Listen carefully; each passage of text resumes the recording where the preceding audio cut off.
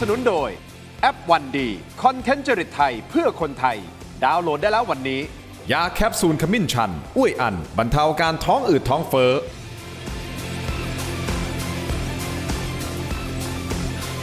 สวัสดีครับตอนรับทุกท่านเข้าสู่รายการถกไม่เถียงนะครับคุณผู้ชมครับในที่สุดนะฮะท่านธรรมนัส พรหมเผ่านะครับร้อยเอกธรรมนัสก็โผล่แล้วนะครับไปที่กระทรวงเกษตรแล้ววันนี้นะครับหลังจากที่เรารอมานานนะว่าตกลงนะท่านมีความเคลื่อนไหวอย่างไร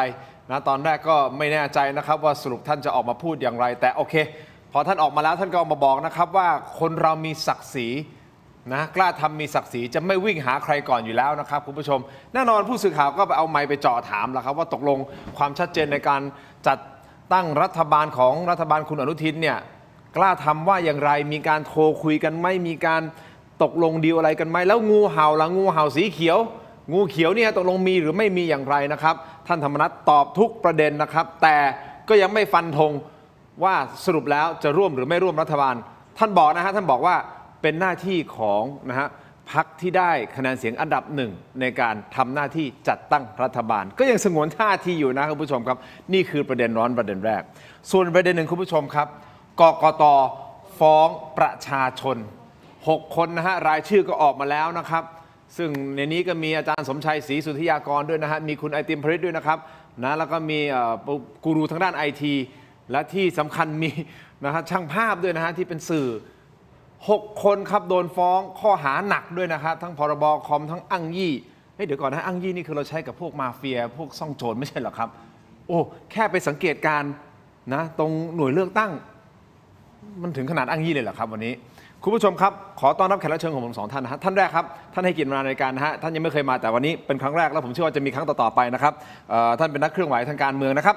คุณสมบัติบุญงามอนงค์หรือว่าบอกอะไรจุดครับสวัสดีครับส่วนซ้ายมือของผมนะครับประธานคณะนิติศาสตร์วิทยาลัยบัณฑิตเอเชียนะครับรองศาสตราจารย์ดร.เจตโทนวณิชครับสวัสดีครับอาจารย์เจตครับขอบคุณทั้ง2 ท่านที่ให้เกียรติรายการถกไม่เถียงนะครับเอาเริ่มต้นกันก่อนเลยนะฮะเอาประเด็นกกต.แจ้งประชาชนก่อนนะครับอย่างนี้เรามีเสียงของท่านรองเลขาธิการกกต.ให้สัมภาษณ์เมื่อวานนี้ที่กองปราบนะครับถึงเหตุผลนะว่าทำไมไปฟ้องฟังครับทีมงานโอเคทางเทคนิคนิดนึงนะเอาอย่างนี้โอเคไม่เป็นไรเอาเป็นว่าผมอธิบายสั้นๆอย่างที่ผมอธิบายเมื่อสักครู่นี้นะครับก็คือเขาบอกว่ามาแล้วใช่ไหมเชิญครับมีกลุ่มบุคคลที่ทำกระบวนการเพื่อไปถ่ายบัตรเลือกตั้งถ่าย QR code แล้วมีการถอดรหัสเพื่อจะพิสูจน์ว่าการเลือกตั้งครั้งนี้ไม่รับหลักๆก็คือขัดขวางการปฏิบัติงานมันเข้ากับพรบกกต.พอดีอย่างนี้เขาจะตั้งข้อสงสัยนะคะในเมื่อสิ่งที่เขาทำเนี่ยเป็นการเหมือนพิสูจน์ว่าเราโปร่งใสไหมแต่กลับถูกแจ้งความกลับไปเนี่ยค่ะคือบางสิ่งบางอย่างการพิสูจน์เนี่ยเข้าพิสูจน์ในกรอบกฎหมายไม่เป็นไรแต่ถ้ามันนอกกรอบกฎหมายก็ต้องว่ากันไปตามกฎหมายนะครับมีเอาตามความเป็นจริงนะฮะอาจารย์เจตนะฮะท่านสมบัติครับอย่างนี้ปกติหน่วยงานราชการเนี่ยจะไม่ค่อยกล้ากับประชาชนเพราะก็นึกออกเป็นราชการฮะแต่งานนี้ทำไมเขาเดินลุยมันไม่ใช่ไม่กล้าแต่ว่าประเด็นมันอยู่ตรงที่ว่าปกติแล้วประชาชนเนี่ยเขาก็ไปสังเกตการเลือกตั้งอยู่แล้วโอเคนะครับช่างภาพเขาก็ไปถ่ายภาพเป็นปกติใช่ไหมเหตุการณ์นี้ก็ไม่ใช่เกิดขึ้นเมื่อวันที่22นะมันก็เกิดตั้งแต่สมัยตอนวันที่8ใช่ไหมมีการเลือกตั้งใหญ่เราก็เห็นกล้องไปถ่ายกันรายงานข่าวกันเยอะแยะก่อนหน้านี้การเลือกตั้งทุกครั้งก็มีการไปถ่ายนะครับแล้วจริงๆคนที่ถูกฟ้องเนี่ยเขากำลังทำหน้าที่ในการตรวจสอบการทำงานของกกต.ว่าการทำงานกกต.เนี่ยเป็นไปตามกฎหมายหรือไม่ดังนั้นเนี่ยในเมื่อคนกลุ่มนี้กำลังประชาชนในกำลังติดตามแล้ววิพากษ์วิจารณ์การดำเนินการที่มีข้อสังเกตว่ามันผิดปกติอย่างมากแต่ว่ากกต.เนี่ยถูกวิจารณ์หนักจนคิดว่าการวิพากษ์วิจารณ์นั้นเนี่ยเป็นปัญหาของคนที่วิจารณ์ไม่พิจารณาแต่ว่ามันเป็นปัญหาที่การกระทำหรือหน้าที่ที่ตัวเองเนี่ยต้องรับผิดชอบในการจัดการเลือกตั้งนะครับอันนี้ก็นำไปสู่สิ่งที่สังคมเราเรียกกันว่าฟ้องปิดปาก slap ใช่เนี่ยอย่างเงี้ยแล้วก็ไม่รู้จะโดนกันอีกเท่าไหร่คุณสมบัติมองว่านี่คือ slap แล้วนี่คือการแน่นอนแล้วก็ใส่จัดหนักเลย116อ้างยี่อะไรอย่างเงี้ยผมคิดว่าโอ้โห116เป็นอะไรที่มันร้ายแรงนะมันร้ายแรงมันต้องใช้กำลังมีขบวนการมีการทำให้เกิดการเปลี่ยนแปลง ในเรื่องของการปกครอง ฮะ หรือการเปลี่ยนแปลงเรื่องข้อกฎหมายอะไรอย่างนี้ ฮะ ไอ้นี่เขาแค่ตรวจสอบว่าไอ้สิ่งที่คุณทำเนี่ย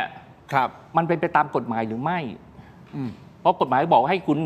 ลงคะแนนเสียงอะ อืม ทางลับโดยลับใช่ไหมโดยลับให้ผลของมันเนี่ยเป็นโดยลับ ครับ นะครับ แต่ว่า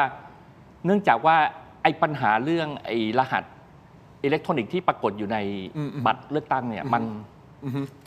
มันสุ่มเสี่ยงที่จะทำให้การเลือกตั้งเนี่ยไม่เป็นไปโดยลับ แต่ท่านคันชิตเจริญอินก็คือท่านรองเลขาธิการที่ให้สัมภาษณ์เมื่อสักครู่นี้ฮะท่านบอกว่านี่คือขัดขวางการปฏิบัติหน้าที่ โอ้ มองผมเลยงงผมเลยงงเดี๋ยวจะถามอาจารย์เจมส์เหมือนกันนะฮะว่ามันมองตรงไหนเป็นการขัดขวางการปฏิบัติหน้าที่ เท่าที่ผมจำได้ขัดขวางก็คือการเลือกตั้งปี 57 ใช่ไหม ปี อ่า 57 ใช่ไหม ครับ ที่มีการเลือกตั้งเสร็จแล้วปรากฏว่า 56 57 ผมจำไม่ได้แล้วแต่ว่ามีประชาชนเนี่ยไปที่ล้อมหน่วย ล้อมใช่ครั้ง อย่างยกหีบมั่งอะไรมั่งอะไรอย่างเงี้ยนะไอ้อย่างนั้นนะเป็นการขัดขวางการเลือกตั้ง แต่ว่านี่เขาไม่ได้ไปขัดขวางการเลือกตั้งนะครับการเลือกตั้งก็ดำเนินการไปแล้วนะครับเพียงแต่ว่าเขาไปดูว่าวิธีการและการทำงานของ ครับ กกตเนี่ยเป็นไปตามหลักการจัดการเลือกตั้งที่ถูกต้องหรือไม่ อืม แค่นั้นเอง อือฮึ นะครับเอาจริง ๆ แล้วเขาเป็นพลเมืองดีนะ ครับ ถ้าไม่ติดขัดอะไรนี่ถ้าผมเอาจริง ๆกกตควรจะมอบโล่รางวัลให้ ไม่ใช่ไปให้หมายเรียกหมายสารอะไรแจกคดีอะไรเงี้ย ครับ ผม กลับกันนะ ไม่ถูกต้อง กลับกันนะอย่างนี้นะครับ ใช่ครับ อ่ะนี่มุมมองของคุณสมบัตินะครับอาจารย์เจต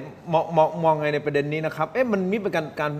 ฟ้องปิดปากหรือเปล่า แล้วมันร้ายแรงถึงขนาดเป็นอ้างยี่ซ่องโจรนี่เหรออาจารย์เจต เรื่องข้อกฎหมาย อธิบายหลักกฎหมาย เรื่องข้อกฎหมายนะครับคืออย่างนี้ ฮะ ไอ้มาตรา 116 เนี่ย ฮะ ของประมวลกฎหมายอาญาคนมักจะไปพูดแค่เรื่องของล้มล้างการปกครองนะครับหรือว่าเรื่องทำให้คนกระด้างกระเดื่อง ครับ ถึงขนาดจะไปล้มบทบัญญัติของกฎหมายอะไรเนี่ ครั ย บ แต่ว่าอนุ 3 เนี่ยคนไม่ค่อยพูดกัน ครับ จะปลุกปั่นยุยงให้ไปกระทำผิดกฎหมาย ปลุก เพราะฉะนั้นเนี่ย โยง เนี่ยคนมักจะพูดปลุกปั่นยุยงปลุกปั่นยุยง แล้วก็มักจะพูดอยู่แค่ 2 ข้อ ครับ คือปลุกปั่นยุยงให้ไปล้มล้างการปกครอง กับปลุกปั่นยุยง ให้ถึงขนาดกระด้างกระเดื่อง จนกระทั่งไปล้มบทบัญญัติกฎหมาย แต่ไออนุ 3 เนี่ยมันคือปลุกปั่นยุยงให้ไปทำผิดกฎหมาย อันนี้ก็เข้าเนี่ยคนที่ไปบอกว่าเฮ้ยสมมตินะ อ่า ไปล้มการเลือกตั้ง ฮะ คนที่บอกว่าไปทำให้การเลือกตั้งเป็นโมฆะดีกว่า คนที่ไปบอกว่าเฮ้ยพวกเราไปทำให้มันเกิดความปั่นป่วนวุ่นวายเฮ้ยพวกเราไปชุมนุมกัน อ่าฮะ เฮ้ยพวกเราไปยึดนะครับสถานที่ที่เป็นสถานที่นับคะแนนอะไรพวกเนี้ยคือถ้ามันมีคนไปยุยงนะครับไปส่งเสริม ครับ นะครับอันเนี้ยมันอาจจะเข้าข่ายมาตรา 116 อนุ 3 ได้ มันไม่ใช่จะต้องไปล้มล้างการปกครอง อ๋อโอเค หรือไปเปลี่ยนแปลงกฎหมาย มันมีหลาย เท่านั้น อนุโอเค มันมีหลายอนุถูกไหม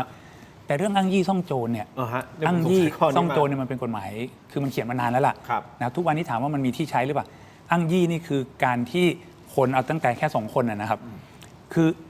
ทำการโดยปกปิด แล้วมุ่งประสงค์ในการที่จะไปทำอันมิชอบด้วยกฎหมาย คือทางท่านรองเลขาท่านอาจจะใช้คำผิดนิดนึง ท่านใช้คำว่ากระบวนการ จริงๆมันไม่ใช่กระบวนการ มันต้องใช้คำว่าขบวนการนะคือทำเป็นขบวนการ อย่างเช่น สมมตินะมีการปกปิดกันอยู่ในโลกที่เป็นโลกกายภาพ แต่ไปทำกันออนไลน์ แล้วก็ไปบอกกันว่าให้ทำอะไรแบบนี้เนี่ยโดยที่คนอาจจะไม่รู้ ครับ นะอันนี้มันอาจจะเป็นอ้างยี่ได้ ส่วนซ่องโจรนี่มัน5 คนนะครับ5 คนขึ้นไป แล้วคุยกันเพื่อที่จะไปทำผิดตามภาค 2 ของประมวลกฎหมายอาญาเช่น ไปลักทรัพย์นะครับไปปล้นไปฆ่าไปข่มขืนอะไรพวกเนี้ย ครับ ถามว่าเอามาใช้กับการเลือกตั้งเนี่ยมันไปไกลเกินไปหรือเปล่า ไกลไหม ผมว่าไอ้ปลุกปั่นยุยงเนี่ยพอเข้าเขานะครับแต่ว่าไอ้อ้างยี่ซ่องโจรเนี่ย ฮะ มันยังไกลกว่าเหตุไป ฮะ นะแต่เหตุที่มันเกิดปัญหาตรงนี้เนี่ยผมว่าเพราะ 2 ลักษณะ ฮะ คือหนึ่งเนี่ยการทำหน้าที่ของกกตเนี่ย ครับ ผิดเยอะพลาดมาก ฮะ แล้วไม่มีการชี้แจงแถลงไขตั้งแต่แรก โอเค คือถ้าหาก นี่ ว่า เห็ ก นต ก รง ต กันใช่ไหม บอกตั้งแต่แรก ฮะ นะโดยเฉพาะอย่างยิ่งในเรื่องบัตร ถ้าสมมุติว่าบอกมาเลยว่ามีบัตรกี่แบบนะครับและบัตรเหล่านั้นมีองค์ประกอบอะไรบ้าง และในบรรดาองค์ประกอบเหล่านั้นเนี่ย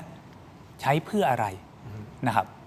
สิ่งเหล่านี้ไม่จำเป็นต้องบอกถึงขนาดละเอียดทุกเม็ด หรือว่าทุกข้อที่มันแฝงอยู่ยกตัวอย่างเช่นสมมุตินะครับว่า บัตรมีลายน้ำ ครับ อาจจะไม่ต้องบอกแล้วว่าลายน้ำเป็นอย่างไร ครับ บัตรต้องใช้แสงพิเศษในการส่อง เพื่อที่จะให้เห็นสิ่งที่มีการ ครับ ระบุเอาไว้นะครับเพื่อแยกแยะว่าบัตรจริง บัตรไม่จริงต่างกันอย่างไร ฮะ นะครับบัตรสีชมพูมาอย่างไร นะครับ โอเค บัตรสีเขียวเป็นแบบไหน บัตรสีเหลืองเป็นอย่างไร อย่างน้อยให้มีการแจ้งก่อน แล้วถ้าหากว่าจะให้ดูตัวอย่าง ฮะ นะครับ ที่หน้าคูหา ครับ อาจจะมีตัวอย่างบัตรให้ดู ครับ บัตรจริงนะ ซึ่งอาจจะต้องยอมเสียบัตรจริงอย่างละใบนะครับ แต่ละหน่วย แล้วก็ต้องจำหน่ายว่ามันจะมี 1 บัตรต่อ1หน่วยนะครับในแต่ละสีชมพูสีเขียวสีเหลือง เพื่ออะไรครับเพื่อให้เป็นตัวอย่าง คุณจะพลิกซ้ายป่ายขวาดูก็ได้ ใครอยากถ่ายรูปถ่ายบัตรนั้น เพราะไม่อย่างนั้นเนี่ยคุณทีนต้องคิดอย่างนี้นะครับถ้าสมมุติว่าอนุญาตให้ถ่ายรูปทุกคนเลยนะ อันนี้มันปั่นป่วนวุ่นวายแน่แหละ คุณทินเข้าไปก็ถ่าย ผมเข้าไปก็ถ่าย ใครเข้าไปถ่าย สมมตินะผมเป็นเจ้าหน้าที่นะผมนั่งอยู่อย่างนี้เดี๋ยวคุณทินเซ็นชื่อนะครับเดี๋ยวขอถ่ายรูปก่อนเดี๋ยวนะครับเดี๋ยวขอถ่ายรูปก่อน พอผมยื่นให้เดี๋ยวขอถ่ายรูปก่อน ทุกคนเป็นแบบนี้หมดทำไมผมอยากพิสูจน์ดิฉันอยากพิสูจน์ทุกคนอยากพิสูจน์มันวุ่นวายการจัดการเลือกตั้งนะ แต่ผมเข้าใจว่าที่ถ่ายรูปมันนอกคูหาหมายถึงว่าเราถ่ายตรงนี้ได้เรา นี่ไง ถ่ายได้แต่ไม่ใช่ไปถ่ายในระหว่างที่การ ถ้าถ่ายจากนอกคูหานะครับสมมุติว่าอยากจะพิสูจน์ถูกไหมครับเวลาที่จะถ่ายคุณก็ต้องถ่ายในพื้นที่ที่มันเป็นพื้นที่ที่เหมาะสมถูกไหมอันนี้มันทั้งคู่คือนึกออกไหมว่าทางกกตก็อาจจะไม่ได้ชี้แจงแถลงไขทางคนที่เข้าไปเกี่ยวข้อง ก็เข้าไปเกี่ยวข้องด้วยความคิดในแง่ว่า กรรมการไม่ใช่ กรรมการไม่ถูก กรรมการไม่ดี กรรมการต้องอยากให้การเลือกตั้งมัน แต่6 คน เอีย นี้ ง เขา เข้า ไป ข้า สั ง ง ใค เก ร ตการณ์เฉยๆด้วยอาจารย์เจตเขาไปสังเกตการณ์แล้วเขาก็แค่ดูเฉยๆเขาไม่ได้ไปถึงขนาด 6 คนนี้เข้าใจว่าไม่ได้เข้าไป อ่าฮะ 6 คนนี้ไม่ได้เข้าไป แต่ว่าอย่างที่บอกไงครับว่า แต่ไม่ อย่างที่บอกไงว่าถ้าเราเอามาตรา116 มาจับ คือไม่ใช่ โอเค ใช่ไหม โอเค แต่อ้างยี่ซ่องโจรอาจจะไปไกล แต่ผมไม่รู้ว่ากกตจะไปรู้มาจากไหน อ่าฮะ แต่ โอเค มาตรา116 ไม่ได้แปลว่าต้องไปที่คูหานะครับ คุณยุยงคนถูกไหมแล้วถึงขนาดที่เขาจะไปทำการที่มันเป็นการผิดกฎหมาย มันก็ถือได้ว่าเข้าตรงนี้ใช่ไหมแม้กระทั่งอ้างยี่เนี่ยถ้าเราจริงๆเนี่ยนะ โอเค เราไม่รู้ว่าเขาไปซ่อนเร้นกันอยู่ที่ไหน โอเค ถูกไหมซ่องโจรเนี่ยอาจจะไกลไป ฮะ นะแต่ทีเนี้ยข้อที่2เนี่ยผมว่าข้อที่2ที่เป็นปัญหาก็คือว่า การที่เรามองมุ่งไปตั้งแต่แรก ว่าอยากให้การเลือกตั้งเป็นโมฆะหรือหลายคนเนี่ยไปถึงขนาดว่าเอาอย่างนี้สิให้พรรคกล้าทำไปลงมติให้กับพรรคประชาชน แล้วคุณณัฐพงศ์พอเป็นนายกรัฐมนตรีก็ยุบสภาจัดให้มีการเลือกตั้งใหม่ มีการพูดในประเด็นนี้ ไอ้พวกแบบนี้เนี่ยคือคุณต้องการจะก้าวกระโดดการเลือกตั้งครั้งนี้ ไปเพื่อที่จะเลือกใหม่เลยถูกไหมครับ โอเค ไอ้แบบเนี้ยมันก็เป็นปัญหาเหมือนกัน อาจจะเข้า อาจจะไม่ได้บอกว่าเข้าข้อกฎหมายหรือไม่นะท้ายที่สุดก็คือในฐานะกรรมการเนี่ยเขาก็พยายามทำหน้าที่นะถูกผิดดีเลย์ว่ากันอีกที คุณจะวิพากษ์วิจารณ์อะไรก็ได้ งั้น แต่ทุกคนต้องช่วยกัน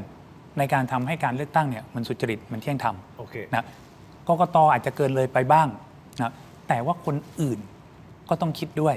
ว่าได้เกินเลยไปบ้างหรือเปล่า อาจารย์เจตเอาอย่างนี้ ก่อนที่ผมจะกลับไปที่คุณสมบัตินะครับ ครับ กกตควรฟ้องประชาชนไหมอย่างเงี้ยแล้วไม่ควรฟ้องใช่ไหมเา คือต้อง ไม่ บ ว อ ร ก ฟ้ งี้ต้องบอกงี้สมมุตินะครับว่า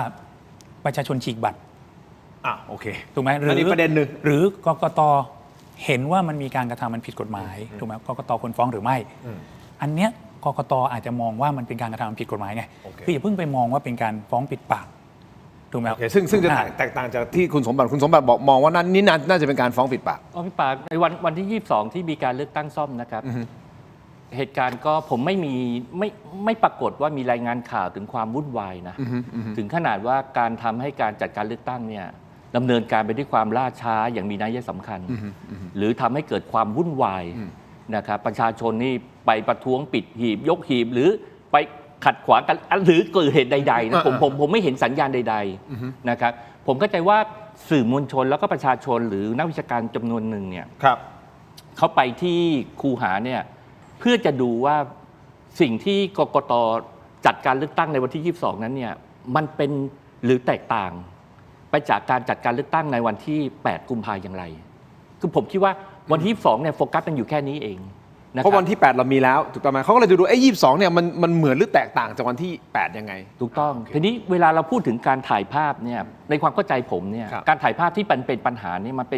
ป็นการถ่ายภาพที่มีปัญหาตอนที่สมมติว่าคุณเข้าไปที่คูหาแล้วอะ ครับ แล้วคุณโหวตอะ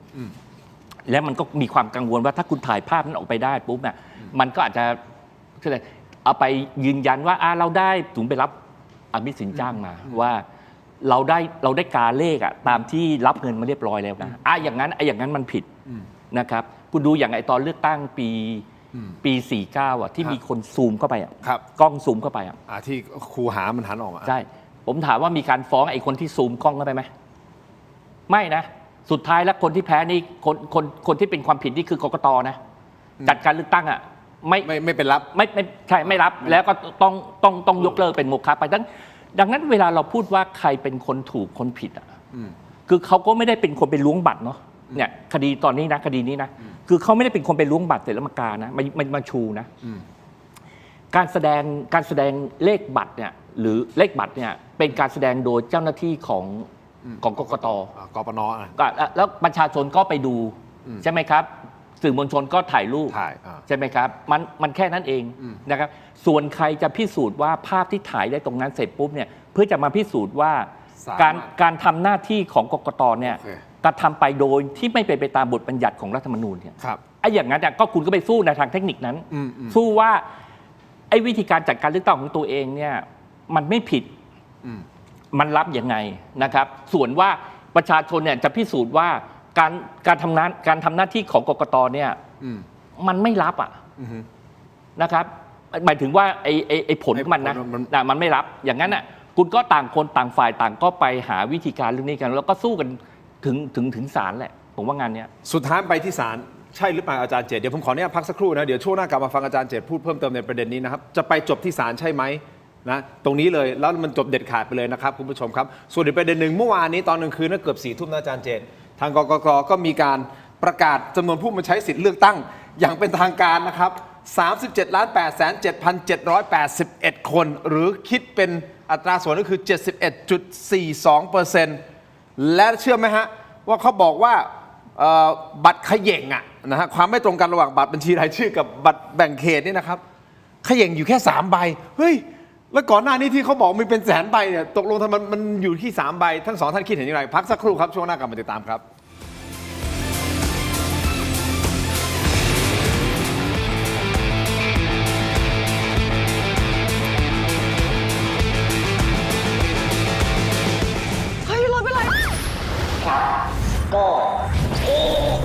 ยังมีอีกจ้า ฟิน โดนัทเค้กอบใหม่ หอมอร่อย เนื้อนุ่มช็อกข้ามจากหวาน ใหม่ฟาร์มเฮาส์ช็อกโกพิงค์โดนัทเค้ก สายน้ำผึ้งจากอำเภอฝางจังหวัดเชียงใหม่ คัดเกรดคุณภาพ สดจากสวนถึงมือ เปลือกบางเนื้อแน่น หวานฉ่ำ วิตามินซีสูง สนใจสินค้าสั่งซื้อได้ที่ เว็บไซต์และแอปพลิเคชัน Thailand Postmart ตัวท็อปใกล้ไกลส่งให้ถึงมือ ส้มสายน้ำ เซียนขจัดคราบ ประสิทธิภาพพลังแชมป์ผ้าขาวสะอาด รีดง่าย ไร้กลิ่นอับ กลิ่นหอม ถนอมใยผ้า ไม่เปลืองแรงขยี้เริ่มต้นที่ 10 บาท หาซื้อได้ที่ CJ มอทุกสาขาแชมป์เซียนขจัดคราบ ประสิทธิภาพดีขนาดนี้อย่ารอช้า สายเกม สายลงทุน สาย AI สายเทคต้องไม่พลาด ลดราคาพิเศษให้ทันที 2,000 บาท BrainTech Tri Screen จอเสริมอัจฉริยะ เปลี่ยนโน้ตบุ๊กธรรมดาให้ทำงานพร้อมกันได้ถึง 4 จอ ดีไซน์พับเก็บง่าย พกพาสะดวก มี 2 รุ่นให้เลือก 17,900 บาทสำหรับรุ่น 14 นิ้ว และ 19,900 บาทสำหรับรุ่น 16 นิ้ว สั่งซื้อออนไลน์ได้แล้ววันนี้เพียงค้น BrainTech Tri Screen หรือ Advice ทุกสาขาทั่วประเทศ BrainTech Tri Screen where thinking meets technology ดีขนาดนี้อย่ารอช้า สายเกม สายลงทุน สาย AI สายเทคต้องไม่พลาด ลดราคาพิเศษให้ทันที 2,000 บาท BrainTech Tri Screen จอเสริมอัจฉริยะ เปลี่ยนโน้ตบุ๊กธรรมดาให้ทำงานพร้อมกันได้ถึง 4 จอ ดีไซน์พับเก็บง่าย พกพาสะดวก มี 2 รุ่นให้เลือก 17,900 บาทสำหรับรุ่น 14 นิ้ว และ 19,900 บาทสำหรับรุ่น 16 นิ้ว สั่งซื้อออนไลน์ได้แล้ววันนี้เพียงค้น BrainTech Tri Screenสนับสนุนโดยยาท่าน้ำขาวหานคู่ 49 บาทฝาสีฟ้ามีตัวยาฟีนิลซาลิซิเลตไอเฮิร์บชูการ์ฟรีชุ่มคอมีสารสกัดสมุนไพร 4 ชนิดกลับมากันต่อนะครับคุณผู้ชมครับรายการถกไปเถียงอยู่กับอาจารย์เจตนะครับแล้วก็คุณสมบัติบุญงามอนงนะฮะหรือบก.ลายจุดนะครับหลายคนบอกว่าหนูเลียงคือพี่ถนัดให้ผมเรียกอะไรครับคุณสมบัติอะไรก็ได้ครับแล้วแต่คนเรียกครับ โอเคครับอาจารย์เจตอย่างนี้สุดท้ายเนี่ยนะคุณสมบัติบอกว่าสุดท้ายมันไปจบที่ศาลเนี่ยเกี่ยวกับเรื่องของว่าตกลงทางกกต.นะที่มีบาร์โค้ดมี QR โค้ดออกมาเนี่ยมันถูกหรือผิดยังไงเราไม่สามารถที่จะก้าวล่วงได้สุดท้ายมันต้องไปจบที่ศาลรัฐธรรมนูญใช่ไหมมันควรจะไปจบที่ศาล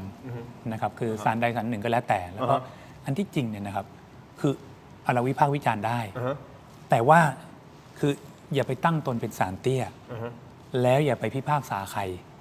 นะครับโดยเฉพาะอย่างยิ่งถ้าสามารถที่จะยื่นได้คุณก็ยื่นไปซึ่งมีคนยื่นไปแล้ว แต่ถ้าเกิดสมมติคุณจะมาบอกอย่างนี้ผิดแน่นะครับอย่างนี้เนี่ยกกตต้องทำอย่างนั้นนะครับอย่างนี้เนี่ยเราต้องไปแก้ปัญหาอย่างนี้นะครับโดยเฉพาะอย่างยิ่งอย่างที่บอกไงว่า คือถ้ามันเกิดเหตุจำเป็นจริงๆนะครับบ้านเมืองไม่มีขื่อไม่มีแปรแล้วเนี่ยคุณจะเอาความยุติธรรมมาไว้ในมือคุณเนี่ยมันก็อาจจะจำเป็นนะครับแต่ถ้าไม่ถึงขนาดนั้นเนี่ยอย่าพยายามเอาความยุติธรรมมาไว้ในมือตัวเองและอย่าพยายามตั้งตนว่าดีเหนือใครข้าถูกหมดทุกอย่างถ้าข้าพูดเนี่ยใช่หมดแต่ถ้าเกิดเองพูดต่อให้พูดถูกก็ผิดเนี่ยผมคิดว่าถ้ามีวัฒนธรรมแบบนี้เนี่ยนะครับแล้วก็ต่างก็ตั้งแง่ว่าเฮ้ยกกตต้องเป็นคนของคนนั้นกกตต้องตั้งใจเพื่อที่จะช่วยคนนี้ถูกไหมครับมันจะต้องมีการโกงการเลือกตั้งแน่เนี่ยถ้าเป็นแบบนี้นะครับมันไปไหนยากก็เถียงกันอยู่แค่นั้นนะเฮ้ยมันจะต้องมีที่จบก็คือไปที่ศาลซะเถอะนะใครมีปัญหาอะไรยังไงแบบไหนก็ว่ากันไปที่ศาลซึ่งผมว่าในกรณีแบบนี้เนี่ยนะครับคือถ้าจะบอกว่ากกตก็สามารถดำเนินคดีได้เนี่ยนะครับผมว่าก็ไม่ได้แปลกอะไรโดยเฉพาะอย่างยิ่งถ้าสมมติกกตดำเนินคดีกับพี่น้องประชาชนทั่วไปผมว่าก็อาจจะเห็นได้ว่ากกตพยายามจะปิดปากแต่ถ้าเกิดดำเนินคดีนะกับ6ท่านนั้นเนี่ยโทษนะอย่าว่าแต่เอากฎหมายมาปิดปากเลยสูงยิ่งไปกว่านั้นเนี่ยนะครับผมว่าเอาหลักศาสนามาปิดปากก็อาจจะปิดไม่อยู่เพราะว่าท่านก็จะพูดอยู่ดีถูกไหมเพราะฉะนั้นเนี่ยการจะบอกว่าเอากฎหมายมาปิดปากหรือไม่เนี่ยมันต้องดูด้วยว่าใช้กับใครเขาไม่ได้ดูตะพึดตะพือว่าเมื่อมีการฟ้องเพราะสมมตินะคุณถิ่นผมเนี่ยเป็นโจรมหาโจรแล้วก็มีคนไปแจ้งความจับผมเนี่ยอย่างเงี้ยอะไรคือข้อพิสูจน์ว่าผมเป็นโจรมหาโจรพยานหลักฐานที่ผ่านกระบวนพิจารณาโดยชอบด้วยกฎหมายถูกไหมถูกหลักฐานมันต้องแล้วบรรดาท่านทั้งหลายโดยเฉพาะอย่างยิ่งที่สนับสนุนพรรคการเมืองที่บอกว่าอุ้ยอันนี้แหละคือพรรคที่ใช่เลยมีความบริสุทธิ์ที่ทำทุกอย่างเนี่ยก็บอกไม่ใช่เหรอว่าถ้ายังไม่ได้พิสูจน์ในกระบวนการยุติธรรมอันชอบด้วยกฎหมายย่อมเป็นผู้บริสุทธิ์อยู่นั่นเองแต่ทำไมวันนี้เนี่ยพากันตราหน้าไปแล้วว่าคนนั้นผิดคนนี้ผิดโดยเฉพาะอย่างยิ่งกกตถูกไหมดังนั้นเนี่ยการที่กกตเขาก็ดำเนินการตามสิทธิที่เขาสามารถทำได้ถูกไหมมันก็เป็นส่วนหนึ่งท้ายที่สุดเนี่ยคนที่ไปร้องซึ่งวันนี้มีคน2 คนละไปร้องถูกไหมว่าเฮ้ยกระบวนการทั้งหมดเนี่ยที่กกตได้ทำลงมันทำให้ไม่รับไม่สุจริตไม่เที่ยงธรรมก็ไปที่ศาลและศาลก็จะตัดสินแต่ไม่ใช่ว่าศาลตัดสินเสร็จเนี่ยไม่เป็นที่พอใจหาว่าศาลเข้าข้างกันอีกหาว่าศาลเนี่ยเลือกมาโดยสีนั้นสีนี้อีกอันนี้ก็ชีวิตไม่จบนะครับเอางี้สุดท้ายมันจบที่ศาลแต่ผมจะถามอาจารย์เจตสั้นๆแล้วเดี๋ยวถามคุณสมบัติคำถามด้วยกันนะฮะอาจารย์มองว่าการเลือกตั้งครั้งนี้รับหรือไม่รับความคิดเห็นส่วนตัวเลยความคิดเห็นส่วนตัวต้องบอกงี้ครับว่าชั้นความลับเนี่ยนะครับมันมี3ระดับนะครับแล้วก็ระดับสุดท้ายเนี่ยมันก็ยังมีอีก3ขั้นนะครับง่ายๆอย่างนี้เลยคุณทินคือถ้าเกิดเป็นของปี49เนี่ยนะครับเดินผ่านข้างหลังเนี่ยจบเลยเพราะว่ามันมีโอกาสเห็นใช่ไหมอันนั้นชั้นความลับแรกในระดับแรกเนี่ยจบเลยก็คือระดับระหว่างกันระดับเจ้าหน้าที่ตกลงเอาบัตรมาเจอกันได้ในหน่วยจริงป่ะถ้าเกิดเจอกันได้ในหน่วยจริงแบบนั้นก็ไม่รับละนะครับระดับที่3นี่ก็คือในระบบซึ่งณขณะนี้ในระบบเนี่ยชั้นที่1ก็คือว่าถ้าจะพามาเจอกันต้องมีกฎหมายให้มาเจอกันถ้าหากว่าไม่มีกฎหมายให้มาเจอกันเนี่ยไอ้หัวกับหางมันไม่มาเจอกันแล้วมันจะไม่สามารถรู้ได้ว่าตกลงเนี่ยไอ้หางกาอะไรแล้วมันเป็นหัวของใครถึงจะสแกนได้ก็ตามสมมุติสแกนนะว่าเนี่ยบัตรใบนี้นายกขึ้นอ้าวเลือกพรรคกแล้วก็พอสแกนตรงนี้เป็น A123 นะ A123 คือบัตรของใครมันสืบได้ไงกลับไปที่ต้นขั้วก็นี่ไงครับนี่มันชั้นที่1ถูกไหมชั้นที่2คุณจะเข้าไปสืบยังไงคุณจะเอา A123 คุณจะไปหา A123 ได้ยังไงถ้า A123 ถูกเก็บไว้ในที่ที่มันควรถูกเก็บถ้าอย่างนี้อาจารย์เจตนะนิดเดียวนะฮะอาจารย์เจตกำลังจะมองไปในทิศทางเดียวกันกับกกตใช่หรือไม่ว่าเฮ้ยนี่มันยังรับอยู่ไม่ใช่ทิศทางเดียวกับกกตนะแต่ผมกำลังบอกคุณทินไงว่ามันมีกี่ชั้นถูกไหมแล้วเดี๋ยวผมจะสรุปให้ฟังถูกไหมทีนี้พอชั้นที่2มันต้องไปเจอกันนะชั้นที่3เนี่ยพอมันเจอกันแล้วถึงจะรู้ไงว่าอ๋อ1 2 3เป็นของนายกถูกไหมเป็นของนายขอเลือกพรรคกอย่างเงี้ยถูกไหมชั้นที่2คือมีการกำหนดรหัสและต้องมีการถอดรหัสชั้นที่3คือแบบที่หลายคนพูดก็คือต้องหาไม่เจอเลยนะผมว่าณขณะนี้ที่มันเป็นอยู่ตามกฎหมายไทยนะที่อยู่ตามกฎหมายไทยนะคือรับในระบบแบบที่ต้องมีกฎหมายถึงจะเปิดได้โอเคเข้าใจไหมแต่ถ้าคุณจะต้องการชั้น2ชั้น3อันนี้ก็ต้องถือว่าไม่รับโอเคเพราะฉะนั้นถ้าคุณต้องการชั้น2ชั้น3คุณก็ไปฟ้องศาลเอา ว่ามันต้องเป็นชั้น 2 ชั้น 3 โอเค เข้าใจไหมแต่ณขณะนี้ถ้าจะให้ผมบอกตามกฎหมาย มันคือชั้น 1 ความลับในระบบนะในระดับระบบนี่ได้ แต่คือชั้น 1 คือกฎหมายให้เปิดได้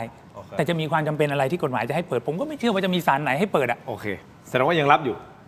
ถ้าตาม ถ้าตามนี้นะถ้าตามนี้ครับ อ่ะคุณสมบัติมองว่าไงครับ ผมว่ามีช่องโหว่นะครับ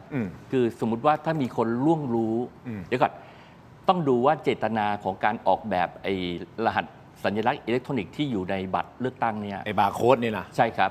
มันมีเหตุจำนงเจตจำนงเนี่ยของมันคืออะไรก่อน ครั้งแรกเลยที่เราได้ยินคำอธิบายของกกตเนี่ยที่เขาพูดถึงเรื่องนี้เนี่ยเขาพูดว่าเพื่อรักษาความปลอดภัยในกรณีว่ามีอะไรที่มันงอกขึ้นมาเสร็จแล้วเขาไปแท็กได้ว่าไอ้ใบที่งอกมานี่มันเป็น ของปลอม ของจริงแล้วก็อธิบายว่ามันเป็นของล็อตหรือเล่มนะครับซึ่งกรณีล็อตเล่มเนี่ยมันโดยส่วนตัวผมเนี่ยผมคิดว่ามันเพียงพอแล้วนะครับในการที่จะทำการตรวจสอบ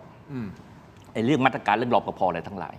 แต่พอมันเป็น unique number เนี่ยซึ่งมันสามารถแท็กไปถึงตัวบุคคลได้ไอ้ตัวเนี้ยมันเริ่มเป็นปัญหาแล้วคือผมคิดว่าตอนออกแบบมีปัญหานะครับแสดงให้เห็นถึงความคือแสดงให้เห็นถึงความสมมติไม่มีเจตนานะก็เป็นความหละหลวมนะครับแต่ว่ารอบนี้มันสงสัยว่าเอ้าแล้วที่มันเคยทำกันเป็นเล่มอ่ะมันโอเคมันอยู่แล้วอ่ะการที่เปลี่ยนจากเล่มมาเป็นบุคคลได้เนี่ยสิ่งที่จูงใจวิธีคิดในการเปลี่ยนแปลงเนี่ยมันคืออะไรมันก็นำไปสู่การที่สังคมเนี่ยตั้งสมมุติฐานว่าเอ๊ะทำไมกกตถึงเลยเส้นมันนี้มาได้อันนี้ว่าด้วยเรื่องการทำรหัสแบบยูนิคก่อนนะครับ unique running number ใช่ครับอันที่สองเนี่ยแม้ว่ามันจะต้องใช้ต้นขั้ว3จุดเนี่ยมารวมกันแล้วบอกว่ามันตอนนี้มันกระจายอยู่เนี่ยโดยข้อเท็จจริงแล้วเนี่ยมันอยู่รวมกล่องกันอยู่ครับถูกส่งไปที่หน่วยเนี่ยถูกส่งไปที่เขตก็รวมบัตรพวกเนี้ยไว้ในหีบเดียวกัน หรืออาจจะอยู่ข้างๆกันติดกันนะครับมีเลขนัมเบอร์เลขชัดเจนว่าหน่วยไหนแล้วก็ถูกเก็บไว้ในที่จะบอกว่ามีการรักษาความปลอดภัยอย่างดีเนี่ยผมก็สงสัยในความ มันเป็นห้องอะไรไม่รู้มันก็มีเจ้าหน้าที่เดินเข้าเดินออกได้ในบางจังหวะอะไรอย่างนี้นะฮะอันที่สองอันที่สามเขาพิสูจน์แล้วว่าจริงๆแล้วเนี่ยไม่ต้องเข้าถึงไอเอกสารที่ลงคะแนนพวกนั้นน่ะในห้องเก็บของนั้นก็ได้ครับหากว่ามีผู้ล่วงรู้แล้วคนใครอยากจะรู้ที่สุดในเรื่องนี้ครับว่าประชาชนเนี่ยโหวตอะไรพรรคการเมืองป่ะ ผมไม่รู้ไอ้คนที่ไปซื้อเสียงนั่นแหละไอ้คนซื้อเสียงเนี่ยเขาอยากรู้สมมุติว่าเขาล่วงรู้ว่าเขาสามารถที่จะเอามาประกอบร่างกันได้โดยการที่เขาอาจจะไม่ต้องถ่ายรูปก็ได้นะครับมีคนพิสูจน์แล้วนะครับบอกว่าแค่เดินไปใช้สิทธิ์เนี่ยแล้วก็จำเลขรหัสของตัวเองไว้ที่เล่มน่ะไว้ให้ได้นะครับหลังจากนั้นก็หากมีกล้องถ่ายวิดีโอซึ่งปกติเขาก็ถ่ายกันนะครับมีการรันนัมเบอร์หรือจดจำก็ได้ว่าอ่ะใครเดินตามหลังมากี่คนอะไรเงี้ยนะครับและตอนที่มีการขานชื่อไอ้ขานบัตรเนี่ยขานตัวเลขเนี่ยก็บันทึกไว้สักหน่อยเพื่อจะเอารหัสออกมาให้ได้ครับกระบวนการอย่างนี้มันนำไปสู่การมีคำตอบว่าผู้ใช้สิทธิ์เนี่ยได้กาผู้ใช้สิทธิ์ท่านใดเนี่ยได้กาเลือกให้ใดแต่ที่สำคัญกว่านั้นที่เราจำเป็นจะต้องอภิปรายแล้วก็ไม่หยุดแม้แต่ว่าที่อาจารย์เจตพูดว่าไปยื่นที่ศาลแล้วควรจะจบนะครับแต่ว่าสังคมเนี่ยกำลังกังวลว่าหากสิ่งนี้มันถูกต้องมันจะถูกใช้เป็นบรรทัดฐานในการจัดการเลือกตั้งครั้งหน้าและความไว้เนื้อเชื่อใจที่ประชาชนมีต่อระบบการเลือกตั้งเนี่ยมันจะถดถอยถึงขนาดไหนดังนั้นผมคิดว่าการที่คนใช้เสรีภาพประชาชนใช้เสรีภาพในการแสดงความคิดเห็นวิพากษ์วิจารณ์หรือแม้แต่การตรวจสอบในเรื่องหรือการพิสูจน์ทราบว่าไอกระบวนการดังกล่าวเนี่ยมันเป็นกระบวนการที่ถูกต้องหรือเปล่าในการจัดการเลือกตั้งเนี่ยผมคิดว่ามันเป็นเสรีภาพของประชาชนที่จะทำหน้าที่ตรงนั้นทั้งสิทธิ์และเป็นหน้าที่ด้วยครับการทำหน้าที่ของประชาชนในการที่จะไปตรวจสอบว่าตกลงมันรับหรือไม่รับอันนี้คือเราควรจะมีประชาชนควรจะสามารถทำได้อย่างอิสระถูกต้องไหมครับถูกนั่นคือข้อที่หนึ่งถูกแล้วก็ไม่ได้ขัดขวางไอ้ที่กกตมาอ้างว่าขัดขวางการเลือกตั้งอะไรนี่ไม่มีพฤติกรรมที่เข้าข่ายลักษณะนั้นเลยโอเคอันนั้นคือแยกกันหนึ่งเรื่องนะแต่สิ่งที่คุณสมบัติอธิบายเมื่อสักครู่นี้มันจะเป็นเรื่องของว่ารับหรือไม่รับถูกต้องไหมฮะพอรับหรือไม่รับเนี่ยพอคุณสมบัติอธิบายว่า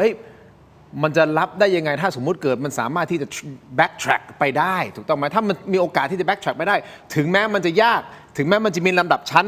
กว่าจะไปถึงได้เนี่ยแต่มันก็ยัง backtrack ได้ก็เลยตีความว่าอันเนี้ยมันอาจจะไม่รับใช่ไหมโอเค คือ ใช่ไหม ถ้าพูดถึงความลับที่มันแบบลับสุดยอดเลยเนี่ย อ่าฮะ นะครับ มันจะต้องมีปริมาณมีเขาเลยมีความยากในระดับที่แสนสาหัสอะระดับประเภทว่าหาเม็ดทรายในผืนทรายอะไรอย่างเงี้ยหาเม็ดทรายไม่ได้ให้เจอเลยไอ้อย่างนั้นอ่ะมันแต่ว่าไอ้กระบวนการที่ผมเล่าทั้งหมดเนี่ยมันไม่ได้ยากพอมันไม่ยากปุ๊บเนี่ยไอ้ความที่เราเรียกว่ามันลับหรือไม่เนี่ยไอ้ความลับของมันเนี่ยมันลดทอนลงมาอย่างมีนัยสำคัญ เมื่อกระบวนการพิสูจน์ทราบว่าไอ้การกระบวนการที่จะเข้าถึงสิ่งเหล่านั้นอ่ะมันไม่ยากอ่ะเรียกว่าง่ายเลยก็ได้อ่ะเหมือนที่อาจารย์สมชัยบอกว่ามันง่ายมากอ่ะดังนั้นเนี่ยมันจะเป็นความลับได้ยังไงเราจะยังจัดว่าเป็นความลับได้ยังไงมันรับไม่ได้มันไม่รับก็เป็นมุมมองของทั้งสองท่านคุณผู้ชมแต่สุดท้ายอย่างที่บอกว่าศาลรัฐธรรมนูญก็คงจะต้องมานั่งตีความว่าไอ้ลับมันคือยังไงและลำดับชั้นของอาจารย์เจตก็มีเหตุและผลนะฮะเพราะสุดท้ายมันคือตัวกฎหมายมันคือตัวลำดับชั้นในความลับที่มันแตกต่างกันไปศาลท่านจะมองยังไงเราไม่รู้เนาะถ้าสมมติศาลท่านมองในมุมไม่แต่ว่าต้องไม่ลืมว่ามันเคยมีแนวคำพิพากษาศาลรัฐธรรมนูญนะเกี่ยวกับไอ้การเลือกตั้งปี 49อ่ะนั่นแค่บางหน่วยนะครับที่หันก้นออกมาเนี่ย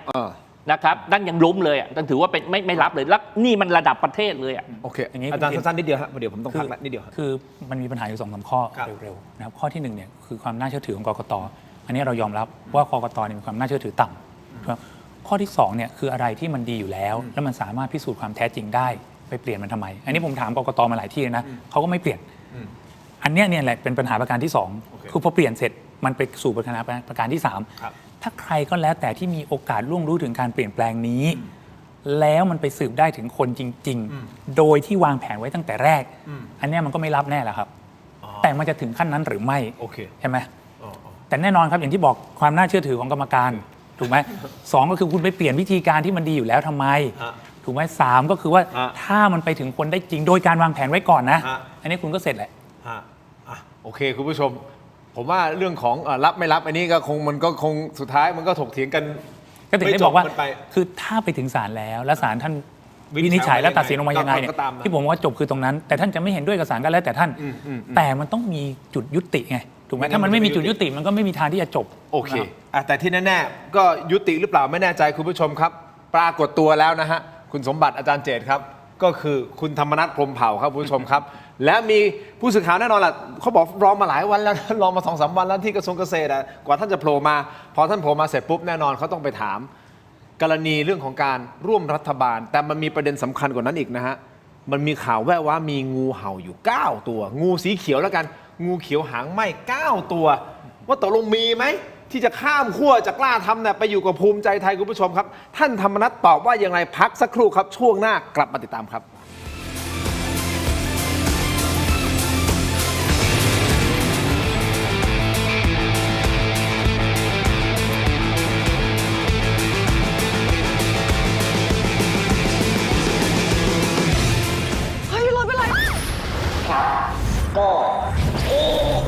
ยังมีอีกจ้า ฟินโดนัทเค้กอบใหม่ หอมอร่อยเนื้อนุ่มช็อกข้ามจักรวาลใหม่ฟาร์มเฮาส์ช็อกโกพิงค์โดนัทเค้กเมนูต้มกับทอดนะครับต้องใช้ไฟที่แรงถึงจะทำให้อาหารอร่อยฝันดีเป็นกระต่ายน้อยที่รักการร้องเพลงเป็นชีวิตจิตใจ น้องฝันดีซ้อมร้องซ้อมเต้นทุกวันอย่างไม่เคยเหน็ดเหนื่อยแต่แล้ว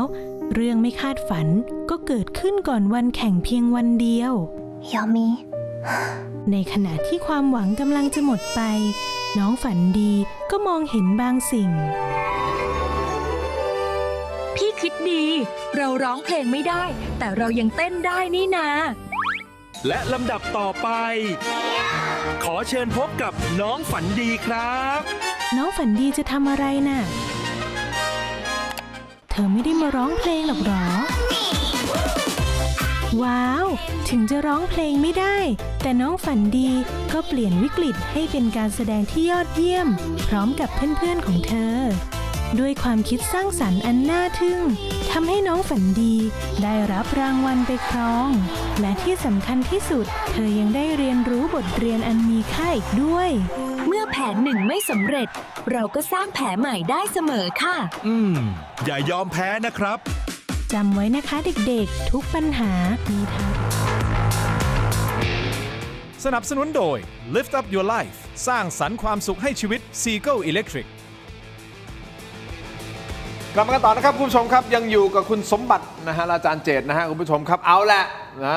หลังจากรอคอยมาหลายวันนะครับคุณธรรมนัสพรหมเผ่าก็กลับเข้ามาที่กระทรวงเกษตรและสหกรณ์นะฮะคุณผู้ชมครับประเด็นสำคัญที่ผู้สื่อข่าวไปถามทุกประเด็นนะโดยเฉพาะเรื่องของการร่วมรัฐบาลตกลงจะร่วมหรือไม่ร่วมอย่างไรนะครับเพราะว่าก่อนหน้านี้นะฮะท่านธรรมนัสก็ค่อนข้างมั่นใจแหละผมสามารถรวมเสียงได้ถึง80เสียงนะฮะความหมายคืออะไรตัวเอง58นะฮะแล้วก็ไปรวมพรรคเล็กออกมาอยู่ในมือประมาณสัก80เสียงมีอำนาจการต่อรองแน่นอนแต่มาถึงวันนี้ภูมิใจไทยเดินเกมก่อนเลยปุ๊บเชิญพรรคนู้นพรรคนี้ก่อนเพื่อไทยก่อนถูกต้องไหมฮะพอเพื่อไทยเสร็จปุ๊บก็พรรคเล็กพรรคน้อยมารวมกันทั้งหมดอ้าวแล้วตกลงยังไงกล้าทำตกลงได้ร่วมหรือไม่ร่วมอย่างไรนั่นคือประเด็นที่1ประเด็นที่2งูเห่าครับในระหว่างที่อยู่ฟินแลนด์ดูแสงเหนือสีเขียวสบายใจอยู่มีข่าวแว่วว่ามีการติดต่อคนของพรรคกล้าทำจากภูมิใจไทยคัมอนมาอยู่กับเราไหม9 คนท่านจะตอบประเด็นนี้ว่ายังไงผู้สื่อข่าวถามนะวันนี้ฟังครับอย่างกรณีที่บอกว่ามี9 สสที่ถูกดีว่าจะเป็นงูเขียวอะไรเงี้ยก็คือโอเคเดี๋ยวก็มาตัวไม่ใช่ตัวเดี๋ยวก็มาท่านหนึ่งหมายถึงว่าผู้กองได้พูดคุยไหมครับคือแม้ว่าเขามีตอนที่อยู่ฟินแลนด์ก็มีพี่น้องว่าที่สสก็โทรไปรายงานว่ามีการติดต่อจริงก็ทุกคนรายงานผมหมดนะติดต่อทั้งหมดกี่เสียงครับก็ส่วนใหญ่ติดต่อเหมือนที่เป็นข่าวก็คือ9 คนไม่ครับบางท่านพูดอย่างนี้คุณสมบัติแสดงว่ามีงูอาจจะมีงูเห่าได้ใช่ไหมฮะไหนเป็นคนที่วิเคราะห์ติดตามการเมืองมองเกมนี้ไงครับเรื่องของคือการเมืองไทยในรอบหลายปีที่ผ่านมาเนี่ยเรามีปรากฏการณ์งูเห่าอยู่ค่อนข้างชุมนะเนื่องจากว่ากฎหมายไปเปิดช่องให้คนที่ไปโหวตนี่สสเนี่ยใช้โหวตอยู่ได้โหวตเสร็จแล้วก็ยังอยู่ที่เดิมได้นะครับประกอบกับแต่ว่าโดยเฉพาะเรื่องนี้นะเฉพาะพรรคกล้าทำเนี่ยผมมีข้อสังเกตอย่างนี้ว่ายังไงฮะเหตุผลที่ภูมิใจไทยไม่รับกล้าทำมาเป็นพรรคร่วมรัฐบาลเนี่ยคือเหตุผลอะไรอันนี้ต้องหาให้เจอว่าเหตุผลคืออะไรคะแนนพร้อมแล้วพอเพียงพอตอนแรกเนี่ยผมคิดว่าเป็นเรื่องของคะแนนที่เพียงพอแล้วนะครับ2เนี่ยไม่อยากได้ภาพของโดยเฉพาะคุณธรรมนัสเนี่ยมาประกอบในครม.ของตัวเองนะครับแน่นอนก็อาจจะเป็นเรื่องของอำนาจการต่อรองซึ่งทางกลุ่มคุณธรรมนัสเนี่ยมีความพยายามในการที่จะออกกันไนพวกพรรคเล็กทั้งหลายเนี่ยเพื่อจะรวมเป็นกลุ่มใหญ่แล้วก็มาเพิ่มอำนาจการต่อรองพรรครัฐบาลเนี่ยเขาก็คงไม่ค่อยอยากจะให้มีพรรคการเมืองไหนมาทำลักษณะนี้ให้นะครับแต่การที่ผมไม่เรียกว่าปฏิเสธได้หรือเปล่านะเพราะว่าการฟอร์มรัฐบาลเนี่ยพรรคอันดับ1เนี่ยเป็นผู้นำจัดตั้งรัฐบาลเนี่ยมันเป็นเอกสิทธิ์ที่เขาจะชวนใครหรือไม่ชวนใครมาร่วมรัฐบาลดังนั้นเนี่ยหากภูมิใจไทยไม่ชวนกล้าทำมาร่วมนะผมไม่คิดว่ามันผิดนะเว้นเสียแต่ว่าเขาเคยตกลงร่วมกันมาก่อนการตกลงร่วมกันมาก่อนเนี่ยก็อาจจะมีตั้งแต่สมัยตอนเลือกตั้งปี66ใช่ไหมครับที่มีการทำ MOU กันนะครับหรือเป็นการตกลงกันภายหลังด้านหลังหน่อยเพชรเจรจาตกตาอวยกันว่าเดี๋ยวมาจัดตั้งรัฐบาลร่วมกันนะครับแต่การไปถึงขนาดว่าหากสิ่งนี้เป็นข้อที่จริงว่ามีงูเขียวเลื้อยออกมาจากพรรคกล้าทำเนี่ยมาสนับสนุนพรรคภูมิใจไทยเนี่ยผมคิดว่าการที่พรรคภูมิใจไทยไปเปิดรับเนี่ยมันทำลายเนี่ยมันจะทำให้สถานะของคืออะไรภาพลักษณ์ของรัฐบาลภูมิใจไทยเนี่ยมันเริ่มต้นไม่ดีเลยรับงูเห่าท่านรับงูเห่ามารับงูเห่าไม่ดีส่วนตัวผมไม่เชื่อเรื่องนี้นะเพราะผมมองอีกทรงหนึ่งผมมองว่าภูมิใจไทยเนี่ยเขากะอยู่ยาวๆเป็นสถาบันทางการเมืองอยู่ยาวๆแล้วดังนั้นเนี่ยก็ปะหน้าแต่งตัวกันแบบดูครีมดูรีอิมเมจถึงขนาดมีข่าวว่าจะไม่รับคุณอะไรคุณสมศักดิ์คุณสุริยะอะไรทำนองเนี่ยคุณประเสริฐทำนองขอคนรุ่นใหม่คือเขาต้องการจะสร้างรัฐบาลความรู้สึกใหม่ๆ new image ดังนั้นเนี่ยการไปเอางูเห่ามาแล้วก็มีเนี่ยมาอยู่กับพรรคมันจะไม่ดีผมโดยส่วนตัวผมเนี่ยผมคิดว่านี่ยังเป็นเพียงแค่กระแสข่าวหวังว่าจะไม่เกิดสิ่งนั้นเอางี้นิดเดียวสั้นๆก่อนที่ไปอาจารย์เจตงูเห่าฝากเลี้ยงนะฮะคุณวิโรจน์ลัคนาอดิศรเคยมานั่งตรงนี้แล้วบอกมันจะเกิดอาการแบบงูเห่าฝากเลี้ยงความหมายคืออะไร ยังอยู่กับพรรคเดิมนะแต่เสียงมาอย่างที่ก็นั่นแหละมันจะเป็นอย่างนั้นไงก็นั่นผมว่าไม่เหมาะก็ไม่เหมาะอยู่ดีไม่เหมาะจริงๆ เชียร์ให้ภูมิใจไทยเนี่ยพยายามทำการเมืองยกระดับมาตรฐานทางการเมืองใหม่ขึ้นมาให้ได้เลือกคนที่เป็นมืออาชีพมาทำงานนะครับแล้วก็ปฏิเสธวิธีการที่มันไม่เป็นไปตาม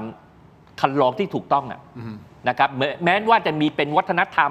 ทางการเมืองไทยในช่วงหลังๆแบบนี้แต่ก็ขอให้อย่าทำเลยครับอาจารย์เจตครับ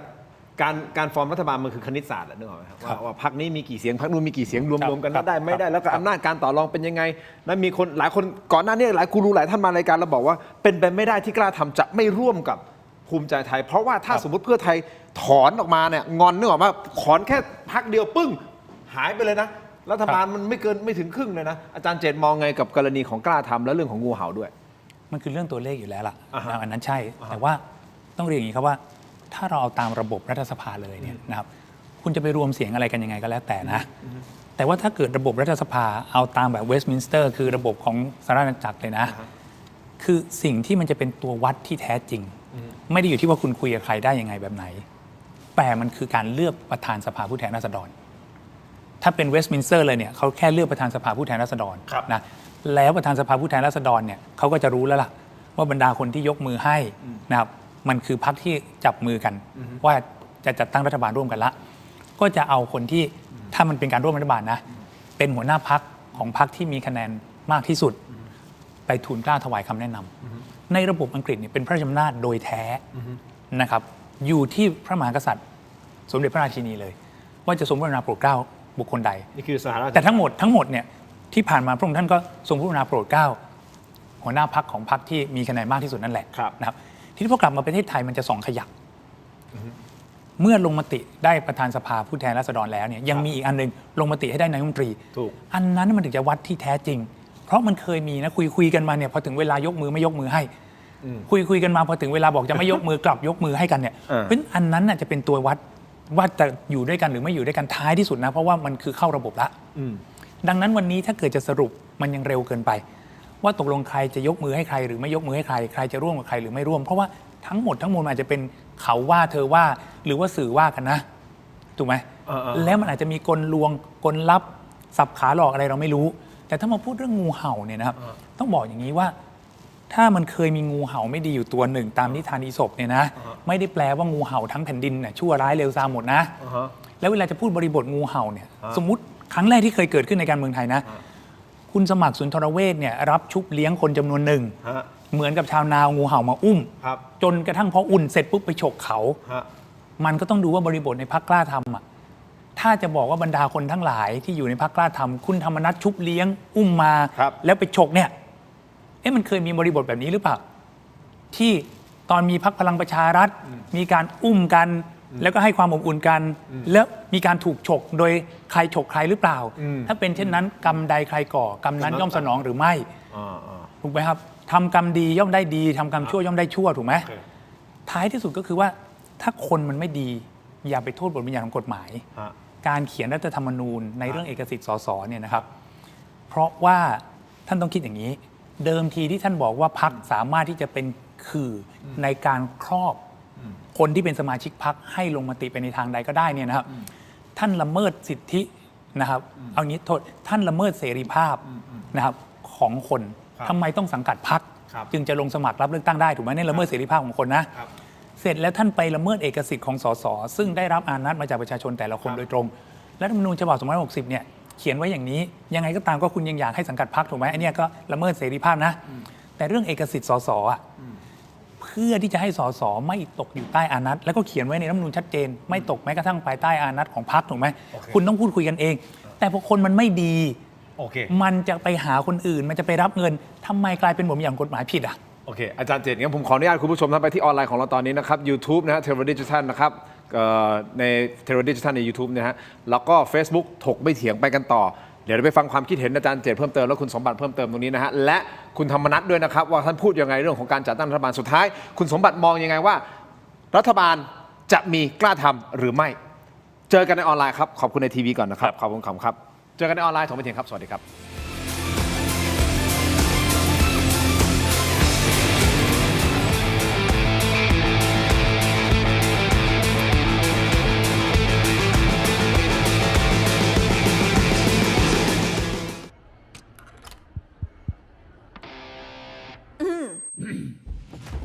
ไมบาซิน OTC รสส้มและรสมะนาว ยาอมบรรเทาอาการเจ็บคอ ช่วยระงับเชื้อในปากและลำคอ จากเกรเตอร์ฟาร์มาโปรดอ่านคำเตือนในฉลากก่อนใช้ยา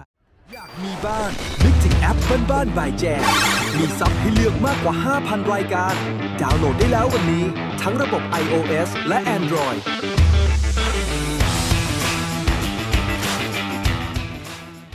อยากมีบ้านนึกถึงแอปบ้านบายแจม พอผมด่ากับIOแล้วมันขึ้นคำเดียวกันพืดเลยใช่ไหม ใช่ คนเก็ตเลย ใช่คือผมสังเกตหลังๆ วันนั้น ไม่ใช่หลัง คน ๆ เก็ ผม ต สังเก เล ต ย มาพักใหญ่แล้วเราคอมเมนต์มันจะมีขึ้นมานะครับ วันนั้นคนเก็ตเลยว่าอ๋อทำไมมันด่าคำเดียวกันได้เร็วขนาดนี้แล้วมันคนละแอคเคาท์หมดเลยวะ ใช่ คนเก็ตเลยว่าอ๋อรู้แล้วเข้าใจเลย วันนั้นน่ะพอไปคุยกับใครที่ไหนนะเขาบอกว่าเข้าใจแล้วว่า IO คืออะไรอาจารย์ตอนแรกไม่เข้าใจหรอกแต่พออาจารย์ด่าปุ๊บแล้วมันขึ้นมาพืดคำเดียวกัน แล้วพอด่าอีกทีก็ขึ้นมาพืดอีกเนี่ย ลักษณะข้อความคล้ายๆกัน คนเข้าใจเลยว่าอ๋อ IO คืออย่างนี้ นะครับเอาว่ากันไปคุณผู้ชม ไม่งั้นคนมันงงไงว่า IO คืออะไร โหอาจารย์เจดื่มน้ำแบบนี้แล้วโอ้โหสุดเลย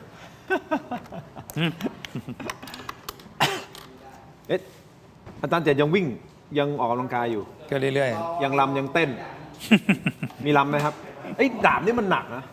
ๆคืออันนั้นนะมันเป็นดาบครู คือปกติในยชาวบ้านเนี่ยคนที่เป็นผู้นำเนี่ยก็จะเป็นคนที่มีดาบนั้นมา ครับ แล้วพอมาถึงที่พิธีอ่ะ ครับ ก็จะเอาดาบนั้นออก แล้วก็เอาขึ้นวางบนพานบูชา แต่ว่าเขาอยากจะให้ผมรำดาบคู่นั้น ซึ่งดาบคู่นั้นน่ะหนักมาก ปกติดาบใหญ่ขนาดนั้นเขาไม่รำกันหรอก มันหยักผมเห็น แต่ว่าเขาอยากให้ใช้ดาบนั้น อาจารย์เจ รำ แค่นี้หนักคือ เขาอยาก รู้ล เขาอยากให้ใช้ดาบนั้นร หนักนะ ำเขาอยากให้ใช้ดาบนั้นรำแล้วก็ดาบนั้นน่ะมันเหล็กกล้าจริงคมจริงเพราะฉะนั้นโดยขนาดเนี่ยมันต้องซ้อมก่อนแล้วก็ซ้อมแล้วก็ซ้อมก่อนแต่ว่าเรารู้แล้วแหละว่ามันหนักมาก แล้วอาจารย์เจดูแลสุขภาพกินเกิน ทำกับข้าวไหมเนี่ยอาจารย์เจทำหรือมีคน จำได้แต่ไม่ค่อยทำหรอก คุณสมบัติทำกับข้าวไหมฮะ ไม่ทำ ไม่ทำ ไม่เป็นทำแล้วกินไม่ลง ทำเลยต้องให้คนอื่นทำใช่ไหม มีคนอื่นทำให้ไหม ใช่ เดี๋ยววันนี้ผมมีตัวช่วยนะสามารถที่จะช่วยทำกับข้าวได้ฮะเครื่องใช้ไฟฟ้าขนาดเล็ก Seagull Electric ไง วันนี้มีใช่ เรามีมาไหมมีฮะมีดิเนี่ยนี่ไง นี่อะไรนี่ โชว์ก่อนนี่อุ้ยโทษอันนี้มันเพิ่งแกะกล่องมามันต้องประกอบกันนิดนึง นี่ปั่นพริกเหรอกระเทียมเหรอ เนี่ยนะคุณ ใช่ ทิน ฮะมินิฟู้ดทรัปเปอร์ครับ คุณทินปัญหาของโลกออนไลน์เนี่ย ยังไงฮะ ถ้าคุณทินนั่งดูจอตอนเนี้ย ทำไมครับ คนส่วนใหญ่ที่อยู่ตรงเนี้ย ครับ อ๋อออนไลน์ อันนี้เป็นคนจริง ครับ อันนี้เป็นคนจริงนะไม่ใช่ IO หรอก แล้วพวกที่มาว่าผมเรื่อง IO อะไรเนี่ยนะบอกว่าไม่มี IO เป็นคนจริงอะไรเนี่ยคุณเขียนจริงใช่ แต่ว่าลักษณะการเขียนเนี่ยเขียนไม่สุภาพบ้างว่าคนไปเรื่อยบ้างถูกไหมใช้สติปัญญาระดับต่ำบ้างอะไรเงี้ยไอ้แบบนี้แหละมันทำให้โลกออนไลน์เนี่ยมันเป็นโลกน่าเกลียดวิธีการที่คุณเขียนแบบเนี้ยใช่ไหมแล้วหลายๆคนเวลาเขามาเตือนเนี่ยนะคุณก็จะไปว่าเขาเช่นเขาบอกว่าอย่าใช้คำหยาบอย่างเงี้ยแล้วก็เวลาคุณมาพูดอย่างเงี้ยระดับด็อกเตอร์ไม่รู้ว่าเขาพิมพ์ซ้ำๆคุณนั่นแหละ วันนี้เขาด่ากันเองด้วย อย่าไปพูดคนอื่นไปเรื่อย ออนไลน์อยู่ไหม ออนไลน์อยู่บอกนะคุณนั่นแหละ ชิวครับพี่สมบัติเราชิวแต่เดี๋ยวผมจะเข้ารายการอย่างเป็นทางการ ผมถึงจะบอกไงคุณดิน นี่ให้เขาจัดว่าคุณนั่นแหละไปเรื่อยมันพิมพ์ซ้ำเนี่ยนะไปลองนั่งพิมพ์ซ้ำที่50 ทีไปทำดิไอ้พูดแบบนี้เนี่ยคือนึกออกไหมว่ามันเป็นการแสดงความด้อยค่าของสติปัญญาคุณให้คนอื่นเขารู้ใช่ป่ะเพราะฉะนั้นเวลาอยู่ในโลกออนไลน์เนี่ยเห็นไหมคอมาอีกแล้วเห็นไหมแล้วถ้าคอเนี่ยนะเป็นคำว่าควายเนี่ยนะอย่าใช้เลยเพราะว่าควายมันดีกว่าพวกคุณอีกอาจารย์แรงและถ้าคอนี่เป็นอวัยวะเพศชายนะมันสร้างให้พวกคุณเกิดขึ้นมาคุณจะไปพูดทำไมมากมายนักอาจารย์อย่างนี้เพื่อความยุติธรรมมาแฟร์เลยนะคุณสมัครเป็นเทโรแฟนคลับของเราเทโรเมมเบอร์แล้วคุณก็จะมีเครื่องหมาย X อันนั้นนะคุณไม่ IO แน่แล้วเวลาเขาเข้ามามันจะมีตัว X อยู่ข้างหลังอันนี้ขายของเลยเพราะฉะนั้นผมถึงได้บอกไงคุณทินว่า IO ส่วนหนึ่งครับแต่ว่าไอ้คนที่มันไม่สุภาพแล้วมันใช้โลกออนไลน์แบบเร็วๆเนี่ยมันมีเยอะก็คนที่ใช้แบบดีๆก็มีมาก แต่ว่าคนที่ใช้แบบเร็วๆเนี่ยมันไม่สร้างสรรค์ถูกไหมแล้วดูดิเนี่ยพอผมพูดนั้นมันมาเนี่ยเนี่ยมาดิมุดเลยมาดิงองูแล้วกันพูดดิมาดิโอเคมาเลยมาอาจารย์เจตเราเข้าประเด็นของเราต่อกันพูดไปเรื่อย นี่คือการแสดงสติปัญญาของคุณไง โอเคมา โอเค อาจารย์เจ็ดตลกโอเคครับ พร้อมครับมาเอาละครับกลับเข้ามาช่วงออนไลน์นะครับผู้ชมครับถกไม่เถียงครับยังอยู่กับคุณสมบัติบุญงามอนงค์นะฮะหรือว่าบก.รายจุดนะคุณผู้ชมครับเป็นนักเคลื่อนไหวทางการเมืองนะครับคุณผู้ชมส่วนอีกท่านหนึ่งครับรองศาสตราจารย์ดร.เจต โทนวณิชนะครับประธานคณะนิติศาสตร์วิทยาลัยบัณฑิตเอเชียนะครับเรากำลังพูดคุยกันเรื่องของการเมืองแน่นอนนะครับโดยเฉพาะประเด็นกกต.เราจบไปแล้วเนาะเราข้ามมาละจากกกต.เรามาเรื่องของการจัดตั้งรัฐบาลแล้วโดยเฉพาะคุณธรรมนัสที่ตอนนี้ปรากฏตัวแล้วพอปรากฏตัวเสร็จปุ๊บก็เกิดคำถามมากมายว่าสุดท้ายสุดมันจะไปทรงไหนนะครับซึ่งทั้งสองท่านก็มีมุมมองความคิดเห็นนะที่เกี่ยวกับเรื่องของการจัดตั้งรัฐบาลออกมาแต่ว่ายังไม่สุดเดี๋ยวจะถามให้สุดไปกว่านี้นะฮะคุณผู้ชมครับท่านธรรมนัสก็มาพูดถึงเรื่องของงูเห่านะซึ่งคุณสมบัติบอกว่าจริงๆก็ไม่อยากจะเห็นคำว่างูเห่ามันจะทำให้รัฐบาลไม่สง่างามโดยเฉพาะรัฐบาลอนุทินรัฐบาลภูมิใจไทยที่บอกว่ากำลังจะทำการเมืองใหม่ใช่ไหมฮะแม้แต่ว่ารายชื่อรัฐมนตรีที่มาจากพรรคเพื่อไทยบอกว่าให้กลับไปเปลี่ยนซะขอเป็นคนรุ่นใหม่ไม่แต่ว่านั่นยืนยันยังอันนั้นยังไม่ยืนยัน okay. มันมีข่าวออกมาแบบนั้น okay. ยังไม่ยืนยันเพียงแต่ว่ามันก็สะท้อนอะไรบางอย่างถูกต้องไหมครับว่าเฮ้ยถ้ามันเป็นเรื่องจริงนะเอานักการเมืองหน้าเดิมๆอีกแล้วรัฐมนตรีหน้าเดิมๆอีกแล้วกลับไปเปลี่ยนเป็นคนรุ่นใหม่ได้ไหมนั่นคือความพยายามในการที่จะรีแบรนด์ต้องไหมรีอิมเมจพักให้มันดีขึ้นเพราะฉะนั้นคุณสมบัติก็มองว่าเฮ้ยไอ้เรื่องงูเห่าจริงๆก็ไม่อยากให้มันเกิดขึ้นแต่ถามว่าในโลกของความเป็นจริงไม่ต้องดูว่างูนี่อยากจะเลื้อยมาเองหรือเปล่า หรือมีคนไปล่อเอาเหยื่อไปล่อแล้วก็งูเลื้อยออกมาอันนี้ต้องดูดีนะเพราะว่าพฤติกรรมของงูเนี่ยมันอยู่ในที่ทางที่มันไม่มีอาหารไม่มีสภาพแวดล้อมไม่เอื้อเนี่ยเขาก็ต้องเลื้อยออกมาอันนี้ต้องไปดูรายละเอียดอีกทีแต่คุณธรรมนัสเขาบอกว่าเหนียวแน่นนะ18 คนตั้งแต่ตอนแรกเลยตั้งแต่พรรคพลังประชารัฐตั้งแต่ตอนแรกแล้วก็มาพรรคเศรษฐกิจแล้วก็อะไรของเขาแล้วก็มาพรรคพลังประชารัฐอีกแล้วมาเป็นพรรคกล้าทำคือเขาเรียกว่ารุ่นบุกเบิกอ่ะ18 คนยังไงก็คือเลือดธรรมนัส 100%แต่คนใหม่ๆที่เติมเข้าไปก็ยังมั่นใจอยู่นะผมแล้ววิเคราะห์ได้ยังเชิญครับโอเคผมอยากตั้งลำที่ภูมิใจไทยก่อนนะตอนที่เป็นรัฐบาลแม้ว่าจะเป็นรัฐบาลชั่วคราวนะตอนที่คุณอุ้งอิงหลุดจากอำนาจนะแล้วก็ฟอร์มรัฐบาลขึ้นมาได้จะสังเกตว่ารัฐบาลภูมิใจไทยเนี่ยพยายามอย่างมากเลยในการที่จะทำภาพลักษณ์นะครับโดยการเอาเทคโนแครกเนี่ยเข้ามาก่อนเลยอันนี้เราเห็นความพยายามนั้นนะอันที่สองเนี่ยเราเห็นความพยายามตอนเลือกตั้งจะสังเกตว่าเขาจัดวางโอเคแม้ว่าจะไม่ค่อยออกมาดีเบตเท่าไหร่แต่ถ้าออกมาดีเบตเนี่ยเขาก็จะจัดส่งคนที่มีภาพลักษณ์ที่ดีออกมาดีเบตเสียเป็นส่วนใหญ่นะครับ3เนี่ยตอนนี้เขาได้เป็นผู้จัดตั้งรัฐบาลแน่นอนแล้วนะครับค่อนข้างแน่นอนแล้วดังนั้นเนี่ยผมยังคิดว่าไอ้ความต่อเนื่องความงุ่นง่านอยู่กับความพยายามที่จะพยายามทำให้รัฐบาลภูมิใจไทยเนี่ยเป็นรัฐบาลที่มีภาพลักษณ์มีการ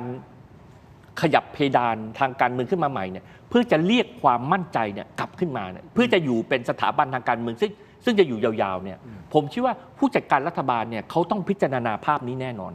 ดังนั้นเนี่ยผมคิดว่าจากวิธีคิดนี้จึงนำไปสู่การที่พรรคกล้าทำเนี่ยยังไม่ถูกเชิญให้มาพูดคุยในการจัดตั้งรัฐบาลอันนี้ที่1 2การที่มีข่าวเรื่องงูเขียวเนี่ยเหลือจะมาซบอยู่ที่ภูมิใจไทยเนี่ยมันขัดแย้งต่อไอ้มาสเตอร์มายด์หรือวิธีคิดในการจัดภาพลักษณ์อาจจะไม่ถึงมาสเตอร์มายด์แต่ว่ามันเป็นภาพลักษณ์ของรัฐบาลภูมิใจไทยดังนั้นเนี่ยผมยังมีความคิดว่ามีความเป็นไปได้ยากมากเลยที่จะรัฐบาลภูมิใจไทยเนี่ยจะเปิดรับงูเขียวเนี่ยมาจากพรรคกล้าทำนะครับทีนี้ก็กลับมาที่พรรคกล้าทำก่อนสถานการณ์พรรคกล้าทำเนี่ยเป็นพรรคการเมืองที่แปลกคือมีสสอยู่ในมือเนี่ย30 กว่าเสียงตอนแม้ว่าจะไม่ผ่านการเลือกตั้งมาก่อนหน้านี้นะครับเขาก็ไปรวบรวมมาจากพรรคอื่นๆรวบรวมเสียงมานะครับก็ต้องบอกว่าพรรคคุณธรรมนัสเนี่ยเป็นจะเรียกว่าเป็นนักเลี้ยงงูได้ไหมมือประสาน10 ทิศดีกว่าประสานได้หมดจนสุดท้ายมาอยู่กับเขาโอเคแล้วแต่ว่าตอนนี้เรากำลังคุยเรื่องงูกันอยู่นะอันนี้ก็ผมว่าแกทำฟาร์มงูนั่นแหละนะครับก็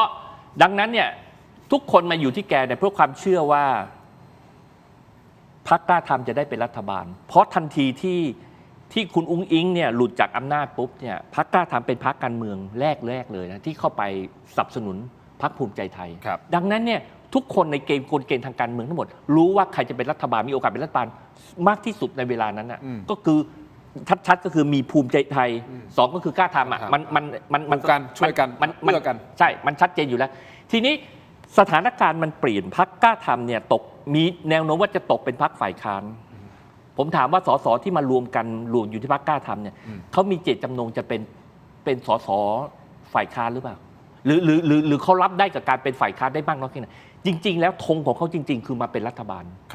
ดังนั้นเนี่ยพอพรรคกล้าทำไม่ได้อยู่ในสถานะที่เป็นพรรคร่วมรัฐบาลแล้วอะคำถามผมก็คือว่าสสที่มีเจตจำนงว่าอยากจะมาอยู่ฝั่งรัฐบาลมันอยู่ฝ่ายค้านเนี่ยเขาจะคิดอ่านยังไงในการที่จะ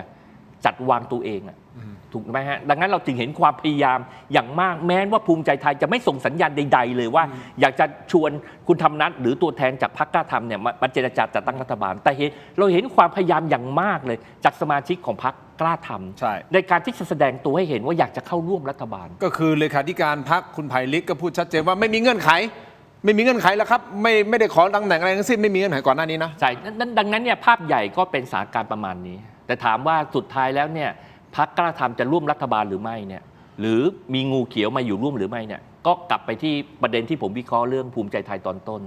ในความเห็นผมเนี่ยผมคิดว่าโอกาสที่พรรคกล้าทำและโอกาสที่งูเขียวจะมาอยู่กับพรรคมาอยู่กับรัฐบาลภูมิใจไทยนั้นมีน้อยแต่สุดท้ายอันนี้คือมุมมองของคุณสมบัตินะฮะแต่อาจารย์เจตพูดก่อนหน้านี้ในช่วงของทีวีก็บอกสุดท้ายสุดมันอยู่ที่วันที่ยกมือเลือกประธานสภาเลือกประธานสภาเสร็จแล้วก็มาเลือกนายกรัฐมนตรีมันวัดกันตรงนั้นแหละจริงๆอะไฟนอลสุดท้ายอย่างนั้นแหละซึ่งมันไปสอดคล้องกับสิ่งที่ท่านธรรมนัสพูดนะเพราะธรรมนัสก็บอกเฮ้ยเดี๋ยวก่อนนะเราตอนนี้ยังไม่มีอะไรที่ไม่แน่ใจอันนี้คือท่านพูดเองนะว่าเรายังไม่มีอะไรที่ยืนยันนะครับก็ไม่บอกว่าจะร่วมหรือไม่ร่วมไม่ได้บอกว่าจะเป็นฝ่ายรัฐบาลหรือฝ่ายค้านเขาบอกว่าให้ภูมิใจไทยเนี่ยจัดตั้งไปก่อนแสดงว่ายังมีเวลายังมีความหวังหรือเปล่าเดี๋ยวไปฟังประเด็นนี้จากท่านธรรมนัสนะฮะเกี่ยวกับเรื่องของการจัดตั้งรัฐบาลครับฟังครับเราได้คุยกับทางภูมิใจไทยยังไม่ได้คุยกับใครครับแล้วทางภูมิใจไทยมีต่อมาไม่มีครับอีกนิดนึงมาอย่างนี้ยังไม่ทราบครับเดี๋ยวรอไปรายงานตัวให้เรียบร้อยก่อนได้สัญญาอะไรกันไว้กับท่านอนุทินไหมคะไม่เคยสัญญาอะไรกับใครก็ที่บอกว่าท่านอนุทินบอกว่าถ้าไม่มีใครจับด้วยก็จับกับท่านไม่มีคือจุดยืนของผมเนี่ยนะครับการเป็นนักการเมืองเราต้องมีศักดิ์ศรีนะครับไม่ว่าจะอยู่สถานะใดก็ตามเมื่อเป็นผู้แทนของพี่น้องประชาชนในแต่ละพื้นที่ก็ต้องทำให้ดีอย่างณเวลานี้ผมเป็นในนามถ้ามีการรับรองนะครับเป็นสมาชิกสภาผู้แทนราษฎรแบบบัญชีรายชื่อคือคนทุกประเทศเลือกผมมาจะอยู่ในสถานะใดก็ตามนะครับคนอย่างธรรมนัสเนี่ยนะครับก็ช่วยดูแลพี่น้องประชาชนได้ดีได้เป็นฝ่ายค้านหรือรัฐบาลจะบอกได้วันคืออันนี้เป็นมารยาททางการเมืองนะครับเราต้องให้นะครับพรรคที่เขามาอันดับหนึ่งในการจัดตั้งรัฐบาลซึ่งเขาจะเลือกใครร่วมรัฐบาลหรือไม่เลือกใครอยู่ที่สิทธิของเขานะครับอันนั้นตอนนี้ในเมื่อนะครับหัวหน้าพรรคที่เป็นแกนนำจัดตั้งรัฐบาลเขาให้ข่าวแล้วว่ายังดีไม่จบเราก็ควรจะให้เกียรติเขาก่อนไม่ควรออกตัวซ้ายหรือขวานะครับนี่คือแนวทางของผมสิ่งสำคัญที่สุดนะครับการเป็นนักการเมืองผมพูดเสมอว่าต้องมีศักดิ์ศรีนะครับไม่มีศักดิ์ศรีก็อย่ามาเป็นเลยนักการเมืองทำไมต้องคุยท่านเลวินนะครับอย่าดึงท่านเข้ามาเกี่ยวเราจะโหวตให้นายกเป็นนายกใช่ไหมคะก็ต้องรอการตัดสินใจของคณะกรรมการนะครับเราตัดสินใจแทนไม่ได้อย่าดึงท่านเนวินเข้ามาเกี่ยวอย่าดึงท่านเนวินเข้ามาเกี่ยวนะคุณธรรมนัสบอกอย่างนี้นะครับแล้วดูเหมือนนะอาจารย์เจมส์เหมือนแบ่งรับแบ่งสู้นะคุณสมบัติเหมือนแบบก็เฮ้ยก็เดี๋ยวก่อนก็รอให้ทางคนจัดตั้งรัฐบาลจัดตั้งไปก่อนใช่ไหมแล้วเรามีศักดิ์ศรีเราไม่ไปวิ่งไปหาก็ยังไม่ได้ปฏิเสธสักทีเดียวว่าตกลงว่าจะไปเป็นฝ่ายค้านแล้วนะครับอาจารย์เจมส์มองสุดท้ายสุดเนี่ยกล้าทำจะมาอยู่รัฐบาลไหมอยู่นี่หลายรูปแบบนะอาจารย์เจมส์โดยความเคารพนะอยู่ความหมายคือมาแล้วอาจจะได้ตำแหน่งหลายตำแหน่งหรืออาจจะมาแล้วได้แค่ 1-2 ตำแหน่งแล้วท่านธรรมนัสไม่ได้ตำแหน่งเลยนั่นก็ถือว่ามาร่วมเป็นไปได้มาคุณกินต้องคิดอย่างนี้ว่าการเมืองไทยนะครับผมยังไม่เห็นพรรคไหนที่แบบชัดๆเลยนะที่แบบมีอุดมการณ์ในการทำเพื่อประโยชน์ของประชาชนจริงๆไม่ได้เอาความคิดของตนเองเป็นใหญ่เอาความอยากของตัวเองเป็นที่ตั้งนะแม้กระทั่งพรรคที่บอกว่าโอ้เรามีอุดมการณ์ใหญ่โตนะแต่ว่าก็เอาความอยากเอาความคิดของตัวเอง อยากจะเปลี่ยนแปลงบ้านเมืองแบบนี้ คิดว่าสิ่งต่างๆในบ้านเมืองมันไม่ดีอ่ะก็ฉันอยากเปลี่ยนแปลงแบบที่ฉันอยากเปลี่ยนแปลงอ่ะโดยอาจจะไม่ได้ดูเลยว่าจริงๆบ้านเมืองควรจะเป็นยังไงงั้นพอพื้นฐานพรรคการเมืองของบ้านเมืองเราส่วนใหญ่จะเป็นแบบนั้นเลยนะครับมันก็คือการรวบรวมคนเข้ามากันดูจากพรรคภูมิใจไทยต้องขออภัยท่านรวบรวมตั้งกี่พรรคเข้ามาและพรรคภูมิใจไทยไม่ใช่พรรคแรกที่ทำแบบนี้ถูกไหมครับก่อนพรรคภูมิใจไทยตอนสมัยพรรคไทยรักไทยที่คนบอกว่าเป็นรัฐบาลพรรคเดียวก็ไม่ใช่รัฐบาลพรรคเดียวจริงก็มีมุ้งนั้นมุ้งนี้เพราะว่ารวมเอาพรรคอะไรไม่รู้เข้ามาเยอะแยะไปหมดถูกไหมวิถีของพรรคการเมืองไทยที่ใหญ่เติบโตขึ้นมาได้ก็เป็นแบบนี้เกือบทั้งนั้นเลยพอเป็นแบบนี้เนี่ยนะครับแม้กระทั่งพรรคที่บอกว่าเอาละฉันเป็นพรรคเดียวฉันไม่ได้เอาใครมาเลยก็ลองไปดูสิครับว่าที่ไม่ได้เอาใครมาเลยเนี่ยคนทั้งหลายที่เข้ามาร่วมกันเนี่ยมาจากไหนกันบ้างมันก็จะเป็นอย่างนี้แหละนะครับถามว่าผิดถูกอยู่ตรงนี้หรือไม่ใช่หรอกมันอยู่ตรงที่ว่าท้ายที่สุดพอพวกท่านรวมกันแล้วเนี่ยท่านสามารถที่จะสารสิ่งที่เป็นแนวทางการทำงานร่วมกันเพื่อไปข้างหน้าในทิศทางเดียวกันโดยที่ไม่ได้เอาประโยชน์ของแต่ละคนหรือของแต่ละกลุ่มที่เข้ามารวมกันเป็นหลักแต่เอาเรื่องที่พรรคต้องการจะนำเสนอกับพี่น้องประชาชน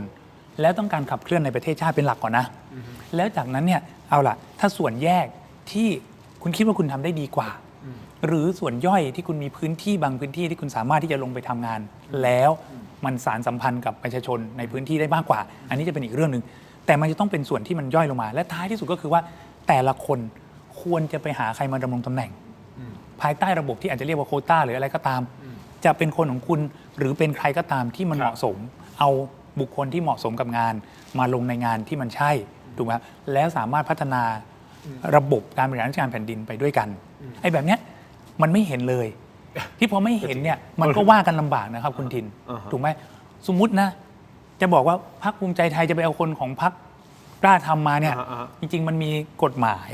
ค้ำอยู่นะทำไม่ได้เพราะรัฐธรรมนูญไม่ให้ย้ายพรรคถูกไหมแต่มันก็อาจจะมีอย่างที่หลายๆคนใช้คำว่าฝากเลี้ยงเนี่ยฝากให้เธอเลี้ยงดูแต่ถามว่าถ้าพรรคการเมืองไม่สามารถที่จะพูดคุยกับคนของพรรคการเมืองแล้วมีมุมมองไปร่วมกันว่าควรที่จะยกมือให้ใครหรือไม่ผมก็บอกแล้วไงว่าการลงมติของสสทุกคนเป็นเอกสิทธิ์ถ้าเขาจะอยากให้คนนี้เป็นนายกรัฐมนตรีเขาก็สามารถที่จะยกมือได้เขาไม่อยากให้คนนี้เป็นนายกรัฐมนตรีเขาก็ไม่ยกมือให้เนี่ยเขาทำได้เป็นเอกสิทธิ์นะแต่นัยสำคัญของพรรคการเมืองอยู่ตรงนี้ถ้าคุณร่วมกันเป็นพรรคการเมืองได้จริงแล้วคุณมุ่งไปในทิศเดียวกันทางของคุณเป็นทางที่สารสัมพันธ์แล้วเห็นพ้องต้องกันได้สามัคคีกันเพื่อที่จะทำให้มันเป็นปึกแผ่นเนี่ยคุณก็ต้องคุยกันให้ได้ไม่ใช่ว่าจะมาเขียนกฎหมายว่าเธอต้องทำตามมติพรรคแต่มันต้องเป็นเจตจำนงร่วมกันของคนที่อยู่ในพรรคถูกไหมครับซึ่งถ้ามันไม่ใช่คุณจะไปเรียกงูเห่างูเขียวเรียกอะไรก็แล้วแต่ปัญหามันคือการเมืองไทยเป็นเช่นนี้อันที่หนึ่งคุณก็หาคนเข้ามาจากไหนก็ไม่รู้ว่าเขามารวมกันถูกไหมสองก็คือว่าคุณยังไม่สามารถแสดงเจตจำนงร่วมกันได้ด้วยความเป็นปึกแผ่นไงมันถึงมีคนแตกออกไปแล้วก็คิดต่างกันสุดท้ายคือมันมีบางเรื่องครับถ้ามันเป็นเรื่องปลีกย่อยนะอันนี้เอามานับไปได้ผมเห็นด้วยถ้าเกิดเป็นเรื่องสำคัญมากเช่นเลือกประธานสภาผู้แทนราษฎรเลือกนายกรัฐมนตรีหรือว่าร่างพระราชบัญญัติงบประมาณรายจ่ายประจำปีอะไรแบบนี้มันควรจะเป็นไปในทิศหนึ่งทางใดที่ร่วมกันของแต่ละพรรคถูกไหมแต่ถ้าเป็นเรื่องปลีกย่อยกฎหมายบางฉบับสมมติคุณทินกับผมอยู่พรรคเดียวกันคุณทินเห็นแบบนี้ผมไม่ได้เห็นแบบเดียวกับคุณทินก็อาจจะยกมือต่างกันได้ผมว่าไอ้แบบนี้เนี่ยมันอลุ่มอล่วยได้แต่ถ้าเรื่องใหญ่ๆจริงมันควรจะไปด้วยกันถ้ามันมีการแตกแถวยิ่งโดยเฉพาะตั้งแต่แรกเนี่ยนะครับอยู่กันลำบากเพราะว่าความไว้เนื้อเชื่อใจมันมีน้อยไงพอมันมีความไว้เนื้อเชื่อใจน้อยแล้วต้องทำงานกันไปอีกเป็นปีเป็นหลายปีเนี่ยมันก็คงอีหลังอีเหลือแหละแล้วอาจารย์เจตคิดว่ากล้าทำกลับมาที่กำลังผมจะมาอยู่รัฐบาลไหมผมว่าคุณธรรมนัสโดยเฉพาะคุณธรรมนัสเนี่ยต้องลดเงื่อนไขอย่างน้อย3ประการคือ1ตัวท่านเองเนี่ยเป็นระเบิดเวลาโอเคคืออันนี้ก็มีคนไปร้องแล้วถูกไหมพลเอกเสรีพิสุทธิ์เตมียเวทใช่ไหมไปร้องแล้วไม่รู้ใครจะมาร้องเพิ่มถูกไหมแล้วมันก็เคยมีที่เป็นตัวอย่างนะอย่างเช่นคุณเศรษฐาไปตั้งคุณพิชิตถูกไหมเพราะฉะนั้นเนี่ยอันนี้ท่านต้องลดเงื่อนไขในตัวท่านเองท่านคงดำรงตำแหน่งอะไรไม่ได้หรอกข้อที่2ลดเงื่อนไขในส่วนที่เป็นกระทรวงที่ท่านคิดว่าท่านต้องได้กระทรวงเกษตรเดี๋ยวผมจะมีเสียงท่านพูดถึงกระทรวงเกษตรอาจารย์อันที่3ก็คือว่า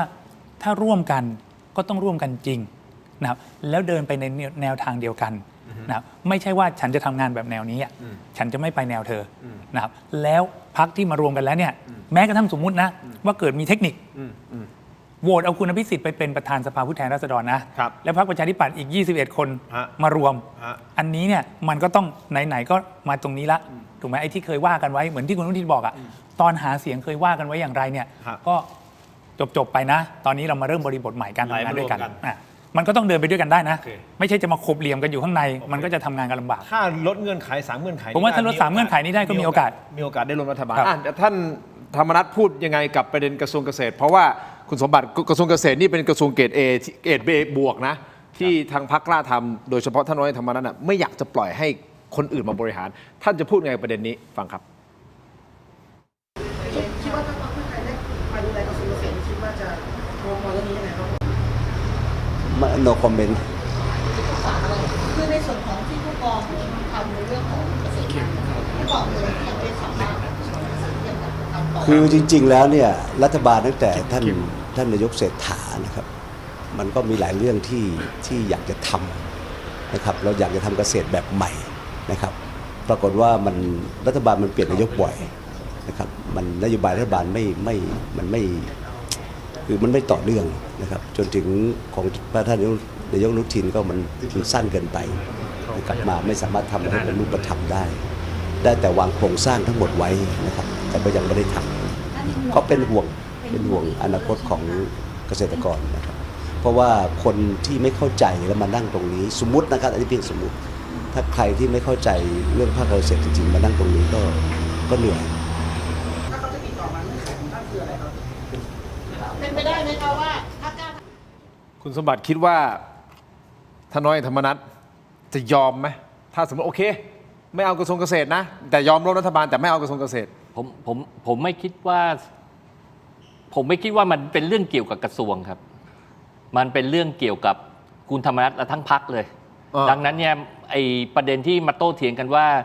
ถ้ามีการยอมเรื่องกระทรวงเกษตรอะไรอย่างเงี้ยผมว่าไร้สาระเพราะว่าจริงๆแล้วคุณธรรมนัสพูดแต่ต้นแล้วไม่มีเงื่อนไขตั้งแต่ตอนแรกๆนะก่อนไปดูแสงเหนืออะไรดังนั้นเนี่ยเมื่อบรรยากาศหรือภาษาท่าทางที่มันออกมาในหน้าข่าวมันเป็นแบบนี้แล้วเนี่ยผมคิดว่าคุณธรรมนัสรู้สถานะตัวเองแล้วนะครับว่าไม่ได้ไปร่วมกันเพียงแต่ว่าตอนนี้เขายังเป็นรักษาการรัฐมนตรีอยู่งั้นนักข่าวเขาก็มาตามถามดังนั้นนี่ก็คือสิ่งที่พอจะพูดได้ในหน้าสื่อที่เป็นอยู่ในลักษณะนี้เท่านั้นเองแต่ว่าผมคิดว่าแกรู้แล้วสถานะของตัวเองคืออะไรในรัฐบาลหน้านี้ก็คือเป็นฝ่ายค้านเป็นฝ่ายค้านดูทรงนี้ไม่ได้หนีไปไหนแล้วไม่มีสัญญาณใดๆเลยครับที่จะทำให้เห็นว่าพรรคกล้าทำจะไปร่วมรัฐบาลไม่มีสัญญาณตอบรับจากหมายเลขที่ท่านเรียกใช่ประมาณนั้นเลยใช่ครับไม่เรียกแล้วก็เมื่อติดต่อเข้าไปแล้วก็ดูตอนคุณนฤมลไปอาจารย์แหม่มที่งานศพใช่ผมคิดว่าภาษาท่าทางวันนั้นก็ชัดมากแล้วนะครับว่าคุณอนุทินเนี่ยก็ไม่ได้ส่งสัญญาณดูภาษาสีหน้าหรือการเดินการตอบคำถามหรือการแสดงความรู้สึกทางอารมณ์อะไรเงี้ยผมคิดว่าไม่ใช่เรื่องที่เป็นสัญญาณเชิงบวกเลยนะครับในขณะที่พรรคอื่นนะอย่างเช่นพรรคเพื่อไทยหรือไม่ได้พรรคเล็กๆที่ไปหากันที่พรรคได้อะไรเงี้ยมันช่างแตกต่างจากพรรคกล้าทำอย่างยิ่งดังนั้นเนี่ยคนอยู่ในแวดวงทางการเมืองระดับนี้ย่อมนี่ขนาดเราตามการเมืองแบบจากภายนอกนะครับเขาอยู่วงในเขาดีลหมดแล้วเขาเจรจาเมสเสจที่ส่งออกมาจากคนที่เป็นคนจัดตั้งรัฐบาลหรือผู้จัดการรัฐบาลตัวจริงซึ่งไม่ใช่คุณอนุทินแต่อาจจะมีคุณอนุทินอยู่ในนั้นด้วยแต่ว่าคนที่มีอิทธิพลมากๆที่คนออกแบบเรื่องนี้ผมคิดว่าเมสเสจนั้นชัดมากๆแล้วครับนะครับผมคิดว่าพรรคกล้าทำควรจะเตรียมการเพื่อจะเป็นฝ่ายค้านนะครับนั่นแหละ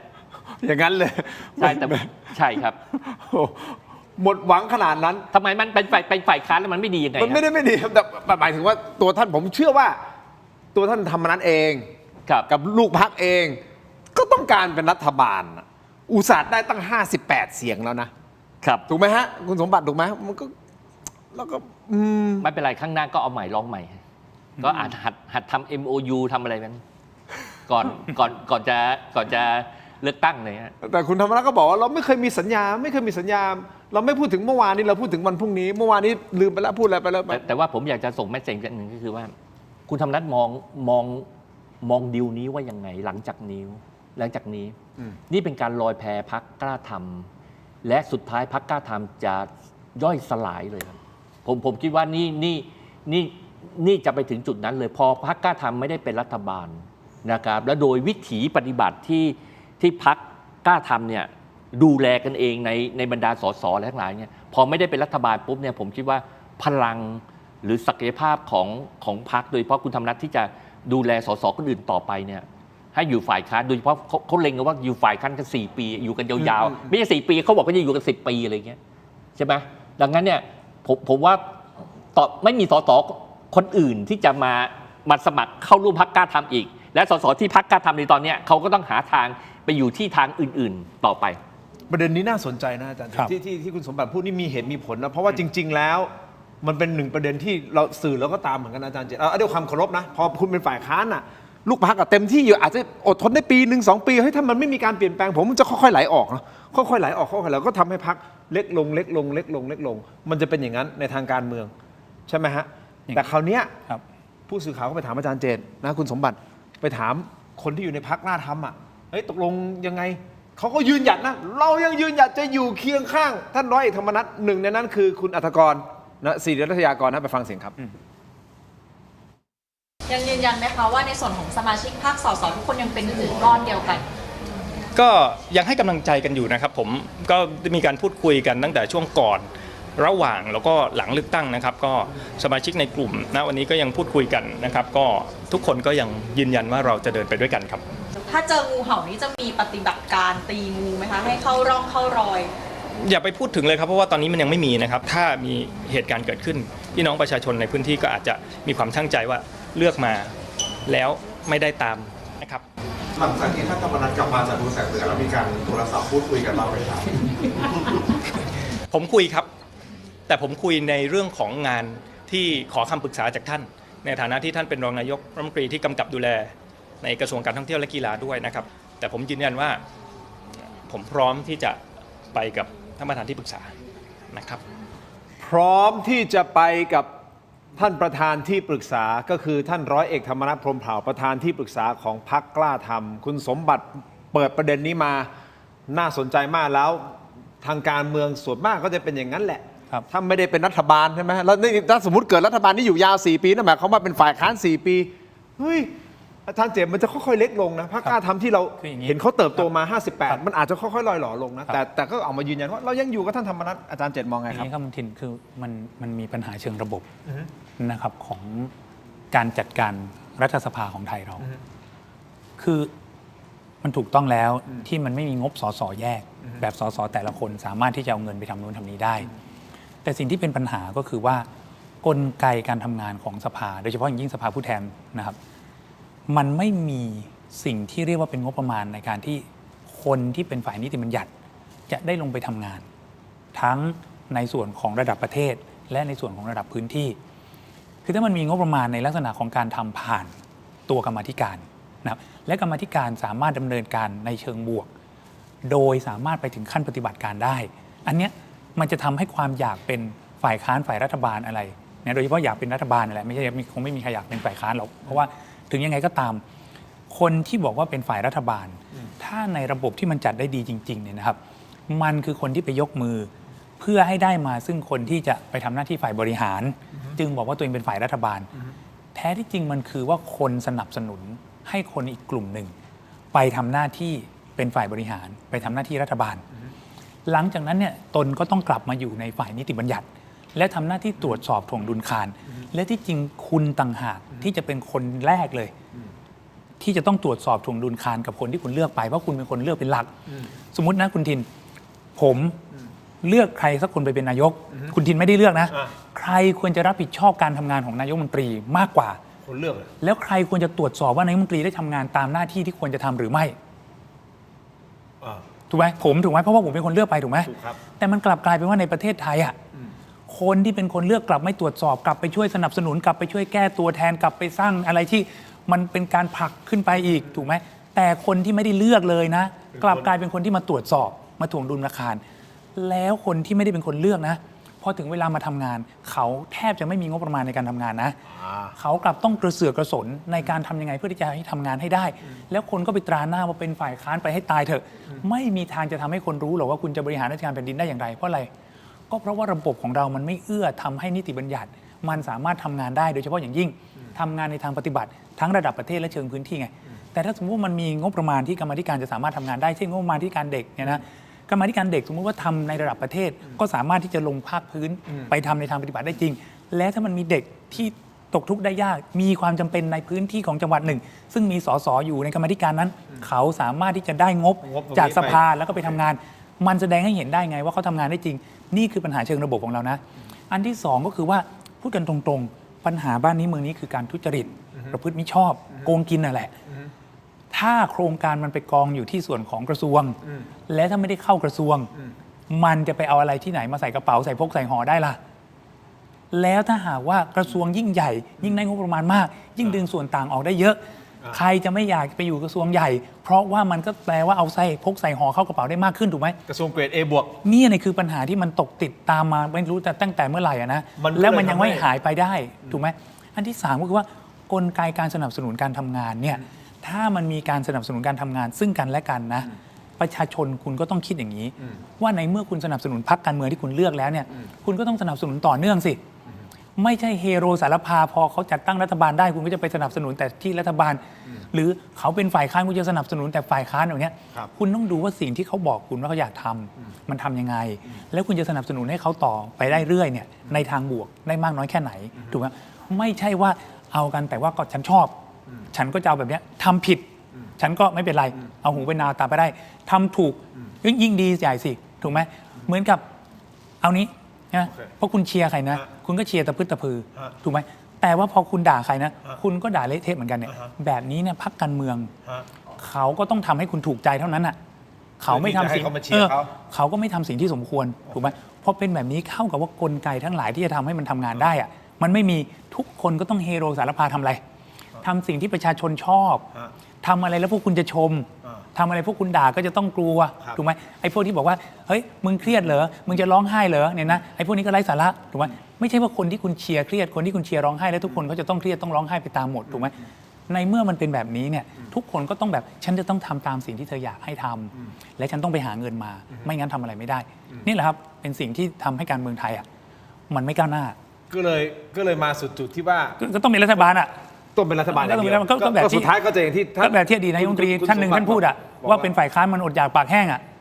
ก็ทุกคนมันก็ต้องเฮโรสารพากันเป็นรัฐบาลให้ได้ที่คุณสมบัติวาดภาพจะเห็นชัดเลยว่าก็ค่อยๆไหลไปอ่อยไปเล็กลงไม่มีใครอยากจะมาเป็นตรงนี้แต่เขาก็พูดเขาก็ยืนยันว่าเขาเหนียวแน่นนะแต่ก็เหนียวแน่นอาจจะเหนียวแน่นเขาก็ต้องพูดงั้นนะคุณดีให้เขาพูดตั้งแต่ตอนนี้เลยผมจะหนีไปจากคุณธรรมนัสแล้วครับมันเห็นด้วยแต่สุดท้ายก็จะแห้งนะผมมั่นใจเลยว่าถ้าเป็นฝ่ายค้านเนี่ยสมัยเดียวรู้เรื่องเลยเป็นพรรคเล็กเลยจาก58เสียงใช่แล้วคุณดูนะนี่เป็นพรรคการเมืองที่เหมือนกับตอนที่พรรคอนาคตใหม่และก้าวไกลอ่ะเหมือนโดยเฉพาะก้าวไกลอ่ะที่เลือกตั้งปี66อ่ะแล้วมันคนไม่กลัวเริ่มไม่กล้าเอามาตั้งเป็นรัฐบาลร่วมกันพรรคกล้าทำเนี่ยปีนี้คราวนี้เป็นแบบที่พรรคก้าวไกลเป็นปีตอน66คือไม่ใครมีเด็กคนปฏิเสธว่าจะไม่จับมือร่วมกับพรรคกล้าทำอ่ะก็ภูมิใจไทยเขาก็ประกาศแล้วเขาไม่เอาเทาอ่ะเพราะฉะนั้นยังไงมองปลายทางของพรรคกล้าทำจะล่อยหลอไปใช่นะฮะอย่างนี้คุณผู้ชมสสพรรคกล้าทำออกมาบอกจะร่วมหัวจมท้ายกันนะแล้วก็เรามีอินโฟกราฟิกนะครับที่เขาบอกมีข่าวแว่วจริงไม่จริงยังไม่ยืนยันแต่ว่ามีงูเขียวคุณผู้ชมครับ9ตัวออกมารายงานข่าวตามรายงานข่าวครับสส9คนจากพรรคกล้าทำเตรียมที่จะย้ายขั้วไปอยู่ภูมิใจไทยถึงขนาดมีชื่อปรากฏออกมาแล้วนะมีชื่อปรากฏมาแล้วนะทั้ง9ชื่อใช่ไหมเรามีไหมอินโฟกราฟิกขึ้นถูกจับตานะวันเนี้ย9คนนี้จะโหวตให้คุณอนุทินหรือไม่ถ้าโหวตให้อนุทินถือว่าเป็นงูเขียวหางไหมหรือว่างูเห่าหรือเปล่า อันนี้คุณผู้ชมตีความมานะฮะว่าที่นะฮะรับรองอันนี้ครับอันนี้คือเขตใช่ไหมเขตทั้งหมดนะเอาเขตได้รับรองแล้วเรียบร้อยก็คือเขตแล้วโอเคเนี่ยฮะถูกจับตาแล้วว่าจะโหวตให้คุณอนุทินหรือเปล่านะครับ ขณะที่กลุ่มของคุณเฉลิมชัยศรีอ่อนซึ่งท่านเป็นอดีตหัวหน้าพรรคประชาธิปัตย์และคุณเดชอิฐขาวทองซึ่งเป็นอดีตเลขาธิการพรรคประชาธิปัตย์เช่นเดียวกันเข้ามาร่วมกับกล้าทำคุณผู้ชมใช่ไหมฮะก่อนหน้านี้มีข่าวนะเข้ามาร่วมกับกล้าทำแบบหุ้นส่วนทางการเมืองก็มีการตั้งข้อสงสัยว่าอ้าวไหนเป็นหุ้นส่วนทางการเมืองแล้วพอมาเจอเหตุการณ์แบบนี้แล้วผมน่าจะไม่ได้มาเพื่อมาเป็นฝ่ายค้านนะทุกคนน่ะลงเลือกตั้งนะท่านสมบัติก็มาเพื่อที่จะมาเป็นรัฐบาลน่ะก็ไม่แน่ใจเหมือนกันว่ากลุ่มนี้จะยังไงต่อวิเคราะห์สั้นๆได้ไหมฮะโดยเฉพาะในกลุ่มที่มาจากประชาธิปัตย์แล้วมาอยู่กับกล้าทำแล้วตอนนี้ดูทรงแล้วน่าจะเป็นฝ่ายค้านแล้วกลุ่มนี้จะยังไงล่ะครับคุณเดชอิฐก็อาจจะซับซ้อนไปอีกชั้นหนึ่งนะครับเอาคุณเดชอิฐนี่ก็เคยมีปัญหากับฝั่งภูมิใจไทยพอสมควรนะครับตอนที่ยังอยู่กับพรรคเพื่อไทยนะครับแต่ว่าผมมองว่าแต่นี่ไม่เป็นข้อเท็จจริงนะคือผมไม่ค่อยอยากจะวิเคราะห์เรื่องนี้ผมเกรงว่ารายชื่อทั้ง9คนเนี่ยมันไม่เป็นทางการนะครับแล้วถ้ามันไม่จริงนะครับหรือเขาไม่ได้ไปยกมือเนี่ยสิ่งที่ผมไปวิจารณ์ตอนนี้ทั้ง9ท่านเนี่ยก็จะเสียหายนะครับแต่ว่าผมให้ความเห็นไปแล้วว่าผมเห็นว่าแม้ว่า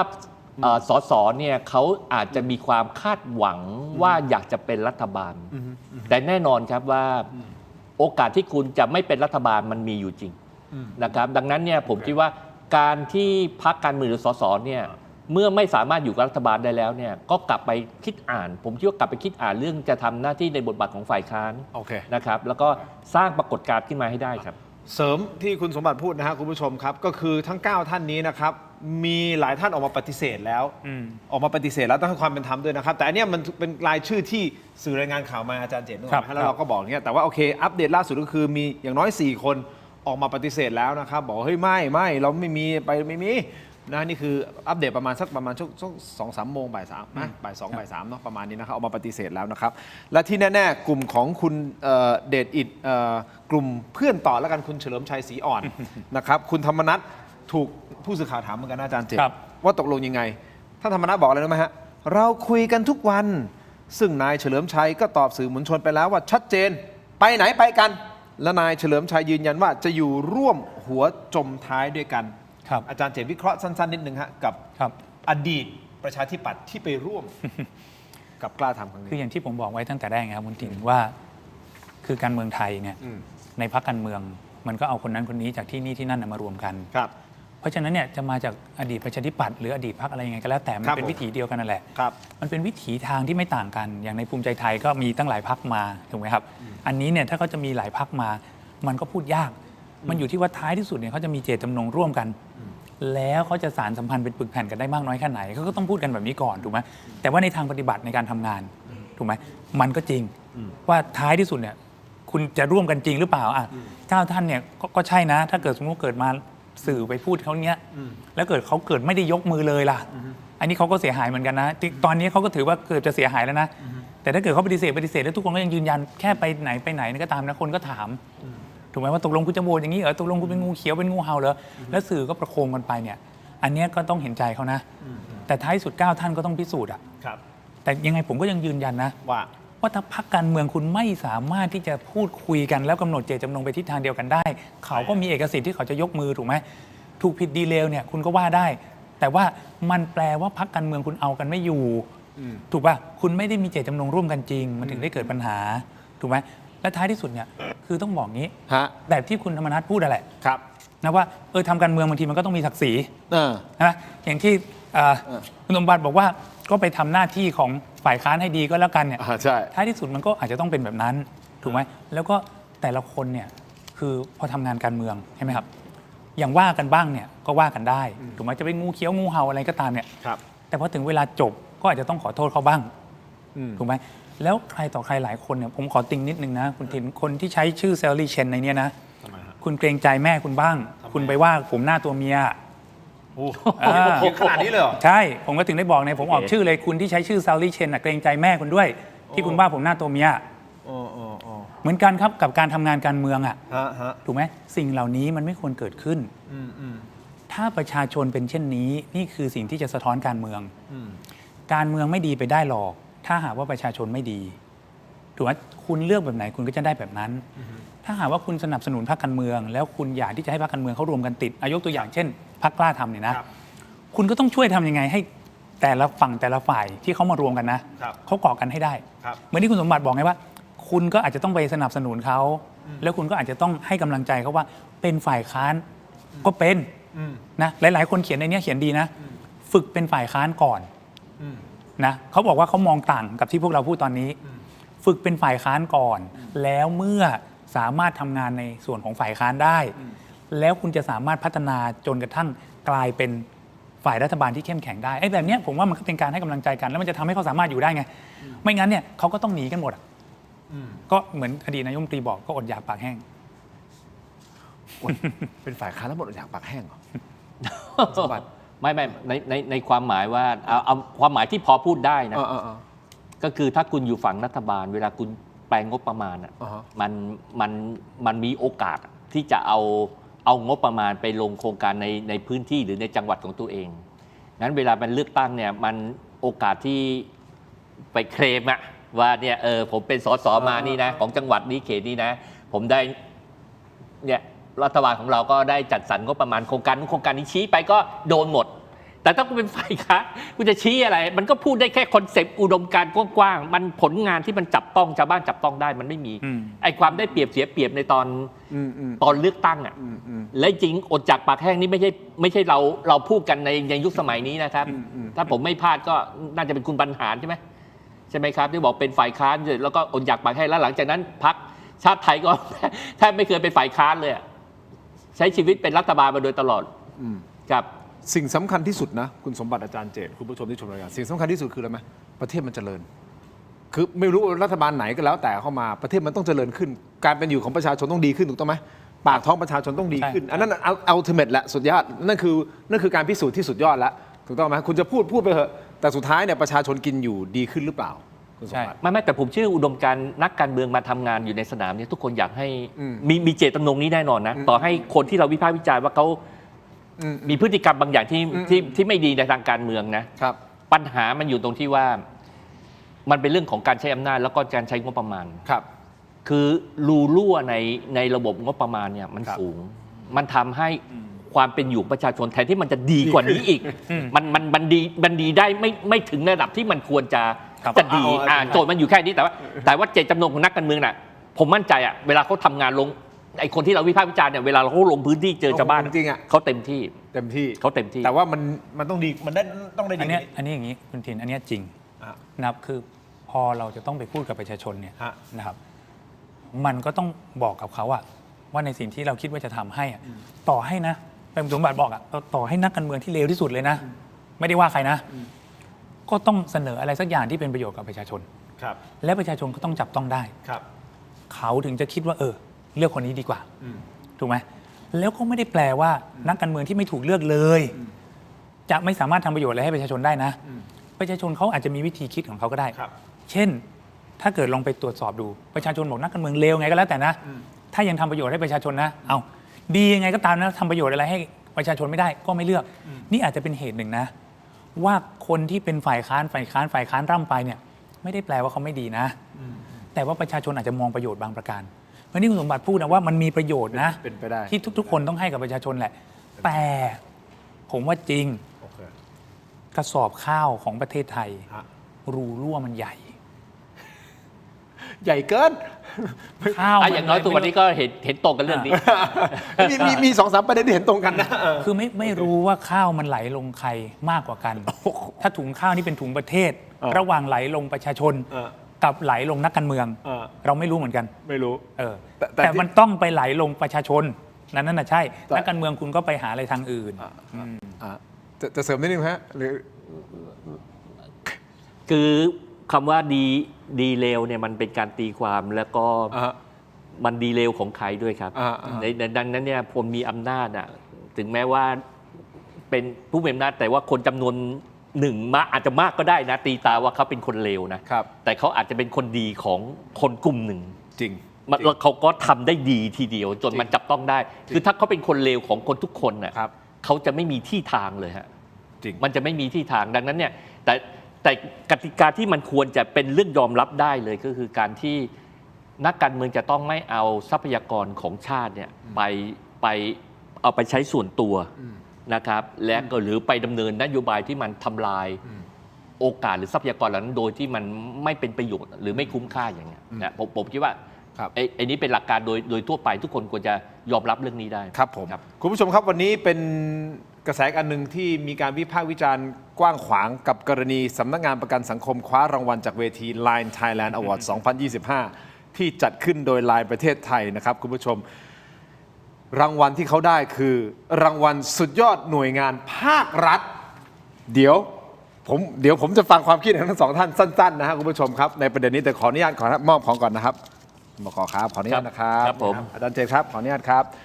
ขอขอบคุณนะครับเม็ดอมซิงค์พลัสผลิตภัณฑ์ไมบาซินจากเกรเตอร์ฟาร์มานะครับมี3สูตรที่มีคุณประโยชน์จากวิตามินหลากหลายชนิดครับเม็ดอมซิงค์พลัสวิตามินซีและโคคิวเทนกลิ่นองุ่นมะนาวเม็ดอมซิงค์พลัสลูทีและบลูเบอรี่กลิ่นแบล็คเคอร์เรนต์เม็ดอมซิงค์พลัสเบต้ากลูแคนกลิ่นสตรอเบอรี่นะครับซิงค์มีส่วนช่วยในการทำหน้าที่ของระบบภูมิคุ้มกันและกระบวนการต่อต้านอนุมูลอิสระถ้าเจ็บคอไอหรืออยากเสริมภูมิคุ้มกันนะครับเลือกไมบาซิน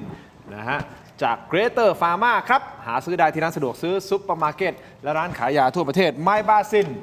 จากเกรเตอร์ฟาร์มาก้าวสู่60 ปีอย่างมั่นคงและยั่งยืนนะครับขอบคุณมากๆครับไมบาซินที่อยู่เคียงข้างถกไม่เถียงนะครับต่อครับนี่นะครับสมบัติครับนี่ฮะอาจารย์เจตครับ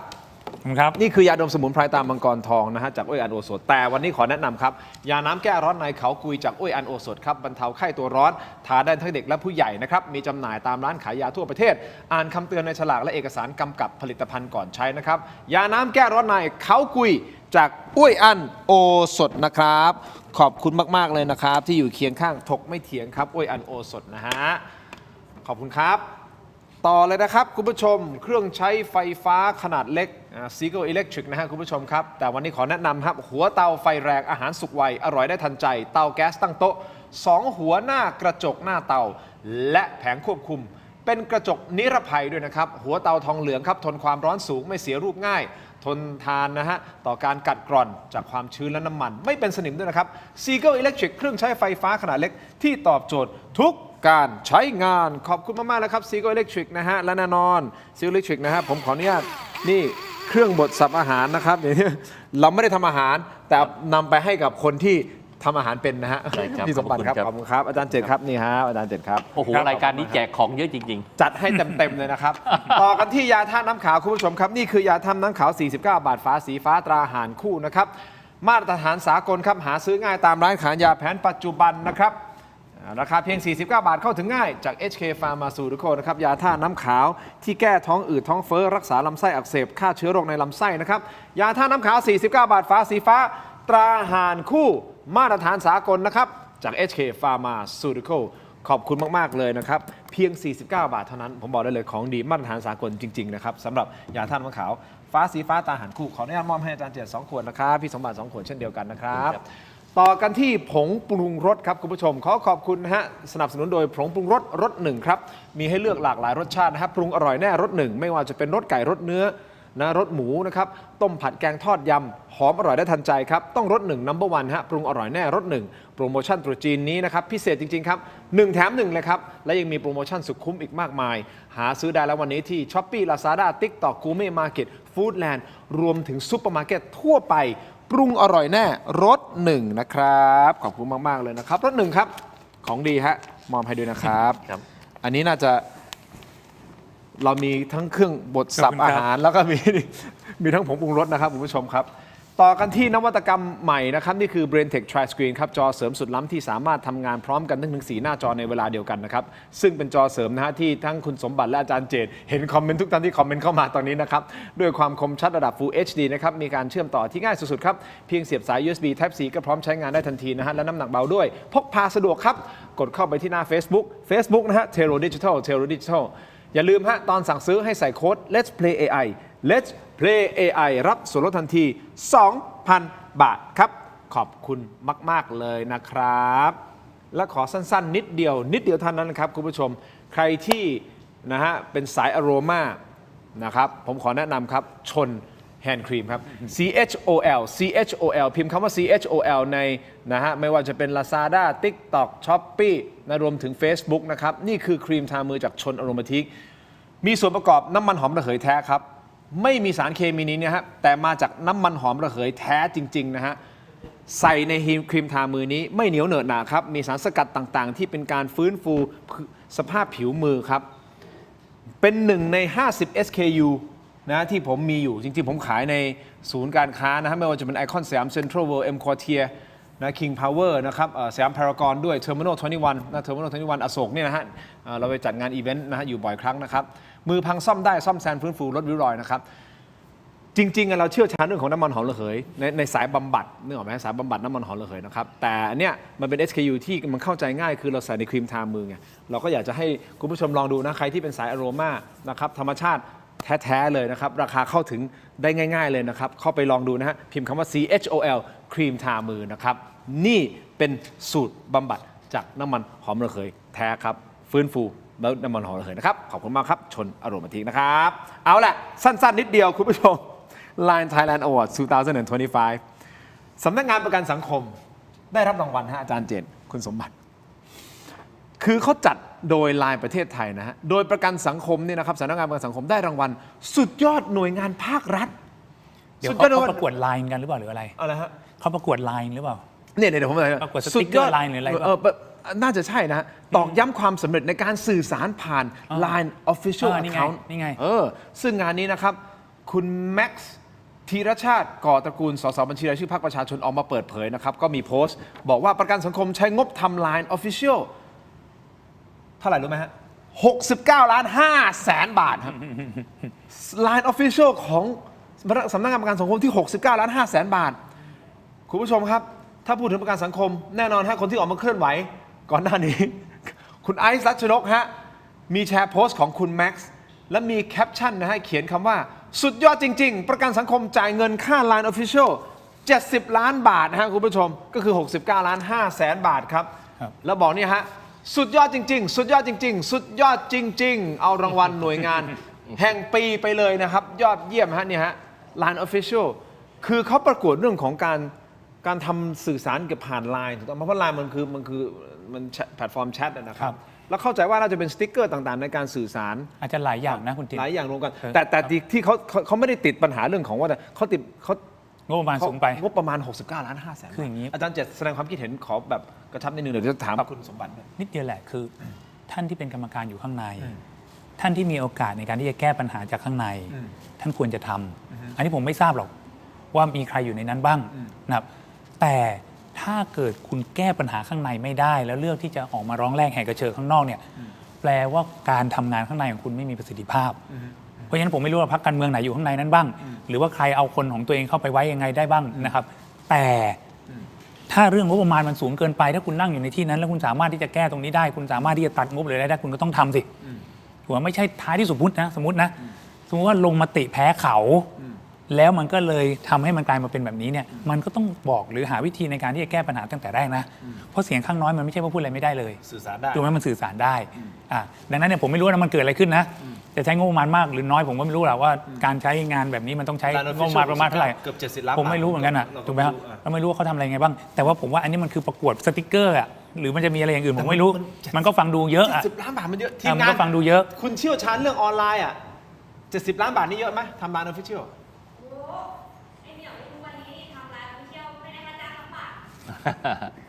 น้องเหมียวทำแต่ต้องจ่ายตังค์เวลาส่งเมสเซจจำนวนมากๆต้องจ่ายตังค์เอาบรอดแคสต์อะไรเงี้ยมันต้องจ่ายใช่มันต้องจ่ายตังค์ Rich Message ใช่ไหมใช่มันต้องไปดูก่อนว่ามันเรื่องอะไรไงคุณอาจารย์เจนเราก็ไม่รู้นะเราก็ไม่รู้รายละเอียดข้างในเป็นยังไงแต่คุณสมบัติมองไงครับว่าที่เขาออกมาโพสต์กับคือถ้าดูจากฐานผู้ใช้คนที่เป็นสมาชิกประกันสังคมฐานเขาไม่เล็กนะครับดังนั้นเนี่ยการยิงแมสเซจออกไปเนี่ยก็แต่ผมติดที่เดียวคือเขาเป็นองค์กรที่มีแอปและแอปของเขาเนี่ยสามารถจะเข้าถึงข้อมูลที่ผู้ประกันตนเนี่ยสามารถที่จะใช้ประโยชน์ได้ สิ่งที่ประกันสังคมควรทำคือโปรโมทให้คนโหลดแอปผมเนี่ยโหลดแอปนะของเขา SOS เนี่ยเพียงแต่ว่าเขามีปัญหาก่อนหน้านี้เรื่องประสิทธิภาพเรื่องอะไรก็ว่ากันไปนะแต่ว่าถ้าโปรโมททำให้แอปของประกันสังคมเนี่ยใช้งานได้ดีแล้วอะผมว่าปัญหา